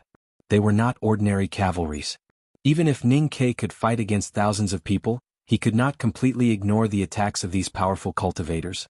Ning Ke also noticed that the situation was a little strange today. None of the cultivators chose to retreat when faced with his iron bow. Instead, they were fearful of death and attacked wave after wave. The cultivator whose arm was cut off by Ning Ke changed his weapon to another hand and attacked again. The cultivator whose leg was cut off jumped and continued to attack with his companions. Those people looked pale. Every time they jumped, a lot of blood would splash out. They could die at any time, but they did not care. It was a horrifying scene. The horrifying scene meant a horrifying fighting will. Ning Ke stood on the reef and kept pulling the bowstring. He shot the enemies who approached him into the turbulent river. His expression did not change, but his heart was slightly stirred. How could such a strong and inhuman willpower appear in these people? Suddenly, he noticed that there was something wrong with the eyes of these powerful cultivators. They were not black like the ordinary people of the Central Plains, nor were they brown like the barbarians. Instead, they were a very strange gray, as dim as the lead clouds in the sky. More than 200 powerful cultivators rushed toward the river, surrounded and attacked. No matter how badly they were injured, they were calm and even a little numb. There was no fear in their gray eyes, only a desire to devour people and even an aura that was close to self-destruction. Looking at these hundreds of pairs of gray eyes, Ning Ke felt that he was surrounded by hundreds of hungry wolves. The surrounding air became a little cold and he became very vigilant. The movements of his hands gradually slowed down. Slowing down the movements was not to slow down the attack, but to achieve the best effect with each attack. It would be best if he could directly cut off the opponent's waist or neck. If not, then he must at least cut off one of the opponent's legs to make it difficult for them to move and slow down their wolf-like attack. He was so cautious because he felt a sense of crisis deep in his heart. At this time the river was full of Taoist swords and arrows. The chi of heaven and earth was cut into chaos by hundreds of psyche powers. No matter how fast his attack was, he had to pay a price every time, even if it was a wisp of psyche powers or a strand of hair. No matter how small the price was, it would still affect the final outcome of the battle. For example, an ant's nest was like a 1,000-mile-long dike, or an iron spoon was like a sturdy prison cell. Ninkei had to be careful. Moreover, the gray eyes of these strong cultivators reminded him of the horrifying cultivation method that Long Qing had cultivated. He would not forget that Long Qing had not made a move until now. He must be hiding in the forest waiting for a chance. The river was still flowing fast, and the clouds had dispersed without a trace. There was no scorching sun in the sky, only a faint light, illuminating the battle on the cliff and the blue kidney sea not far below the cliff. Ninkei continued to walk to the other side of the river. People kept falling in front of his iron bow, but at a much slower speed than before. His footsteps became heavier and heavier, just like his dignified expression. Long Qing was indeed looking for a chance, and he was sure that the chance would appear. He and Ninkei knew each other too well. Conspiracies and tricks did not make much sense. Their states and cultivation methods were exposed to the sky and the sun. The so-called game could only be an open game, and then everything could be calculated. Under the continuous attacks of hundreds of strong cultivators, no matter how strong Ninkei's psyche power was, it would inevitably be gradually consumed. No matter how cautious he was, he would eventually reveal a loophole. The mottled shadows of the forest leaves fell on Long Qing's face, as if adding countless scars. He quietly and attentively watched the battle in the river and watched Ninkei walk down the reef toward him. Ninkei's movements were still so steady, and his footsteps were also so steady, but too steady. He raised his hand to play the bowstring and threw his feet into the water. The rhythm was so precise that it was hard to imagine. However, it was this absolutely precise rhythm that gave off a slightly stiff feeling. The feeling of freedom that Ninkei had shown at the beginning of the battle had unknowingly been worn away by the blood and broken limbs. He could only rely on precision to control the entire battle. If he wanted to control it, it meant that he was about to lose control. This was the chance that Long Qing had been waiting for. Suddenly, a cold and deadly cold wind blew through the forest. A dozen or so birds screeched in fear and scattered in all directions. However, before they could fly over the treetops, they were frozen stiff by the cold wind and fell to the ground. A thin layer of frost appeared on the ground. The frost extended out of the forest until it reached the river bank. It froze the first few waves that came ashore, and then thousands of layers of snow appeared. Long Qing's figure was like a ghost. He appeared on the rapid river and appeared in front of Ningquebec. Behind him were two tracks that looked like ruts, faintly imprinted on the frost. The strange phenomenon of ice and snow on the river bank in the forest was caused by him releasing all the aura of quietus without hesitation at this moment. He rushed to Ninkei at an unimaginable speed. At this time, Ninkei had just pulled the string of the iron bow and shot a strong warrior from the eastern wilderness in half. He had just lifted his right foot and was about to step on the wet reef in front of him. He raised his hand and then threw his foot. There was a rhythm in between, which was not broken by the horrible sword intent and blade wind on the river. As long as he maintained this rhythm, he could keep moving forward without stopping. Long Qing had the power to break his rhythm, and it was at the most critical point of his rhythm. A silent black peach blossom, with an indescribable sense of quietus, descended from above and blasted toward Ninkei's face. Ninkei's left hand held the bow handle, and his right hand had just left the bowstring. He was in the follow-up movement of grasping the bird's tail. In a flash, Ninkei retracted his right hand and held the lower end of the iron bow. His left hand held the middle part of the iron bow, and he pushed his hands forward to block the black peach blossom. The whole movement was done in one breath, as if he had already expected Long Qing to appear at this moment. But only he and Long Qing knew that it was not a matter of course. His rhythm was broken and his psyche power was consumed. His right hand that grasped the bird's tail wanted to support the mountain, but after all it was not enough. Long Qing stood on the reef and looked at him expressionlessly. His feet were as steady as roots. Ninkei was in the river, and his right foot had not yet landed on the reef. He was swaying unsteadily. The dark iron bow was against the black peach blossom. The rushing river was quiet for a moment at this moment. Then there was a loud bang. The black reef under Long Qing's feet was broken into countless pieces. Terrifying waves of air surged out in all directions. There was a clear deep plowed mark on the surface of the river. It was the mark of the water being cut open. It was the mark left by Ning Kei's feet on the surface of the river when he was shaken away. He swept across the river like a stone and smashed heavily into the cliff. Smoke and dust filled the air and the earth shook. The river began to flow again and it was still as rapid as before. Long Qing stood in the river. There was a lot of dust and water on his black divine robe. He was wet and his hair was messy. His face was pale and there was blood flowing from the corner of his mouth. He looked extremely embarrassed. However, his eyes were so bright as stars. Because he looked at the cliff on the other side of the river. The smoke and dust had dissipated, and there was a dark hole there. No one knew how deep Ning Kei had been smashed into the cliff. Long Qing knew that Ning Kei was not dead, but he knew that he had won this head-on battle without any tricks or skills. It was purely a contest of psyche power and state. This was important, so he smiled a little. After a moment, Ning Kei's voice came from the cliff. He sounded a little tired but still stable. You used so many loyal subordinates to consume my psyche power and then sneak attacked me. That's too shameless. I see that you are smiling now and you seem to be very proud.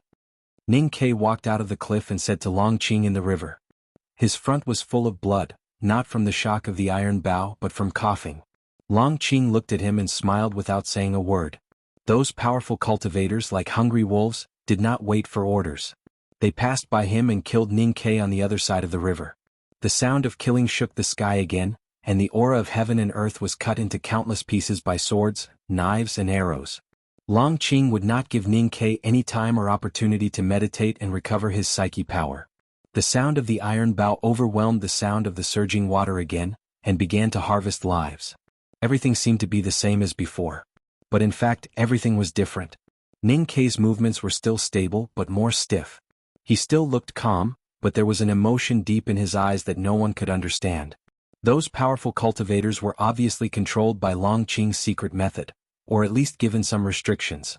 After their eyes turned gray, their strength did not increase, but their willpower became extremely terrifying. They really pestered Ning Kei to the extreme, and if they were not killed or smashed they would cause trouble for Ning Quebec. In many people's minds, as long as one state was high enough, he could kill all enemies in the world. But they never thought that as long as one was human, he would always be tired, and his psyche power would eventually be exhausted. Ning Kei's psyche power was gradually consumed. It was not exhausted yet, but there were signs.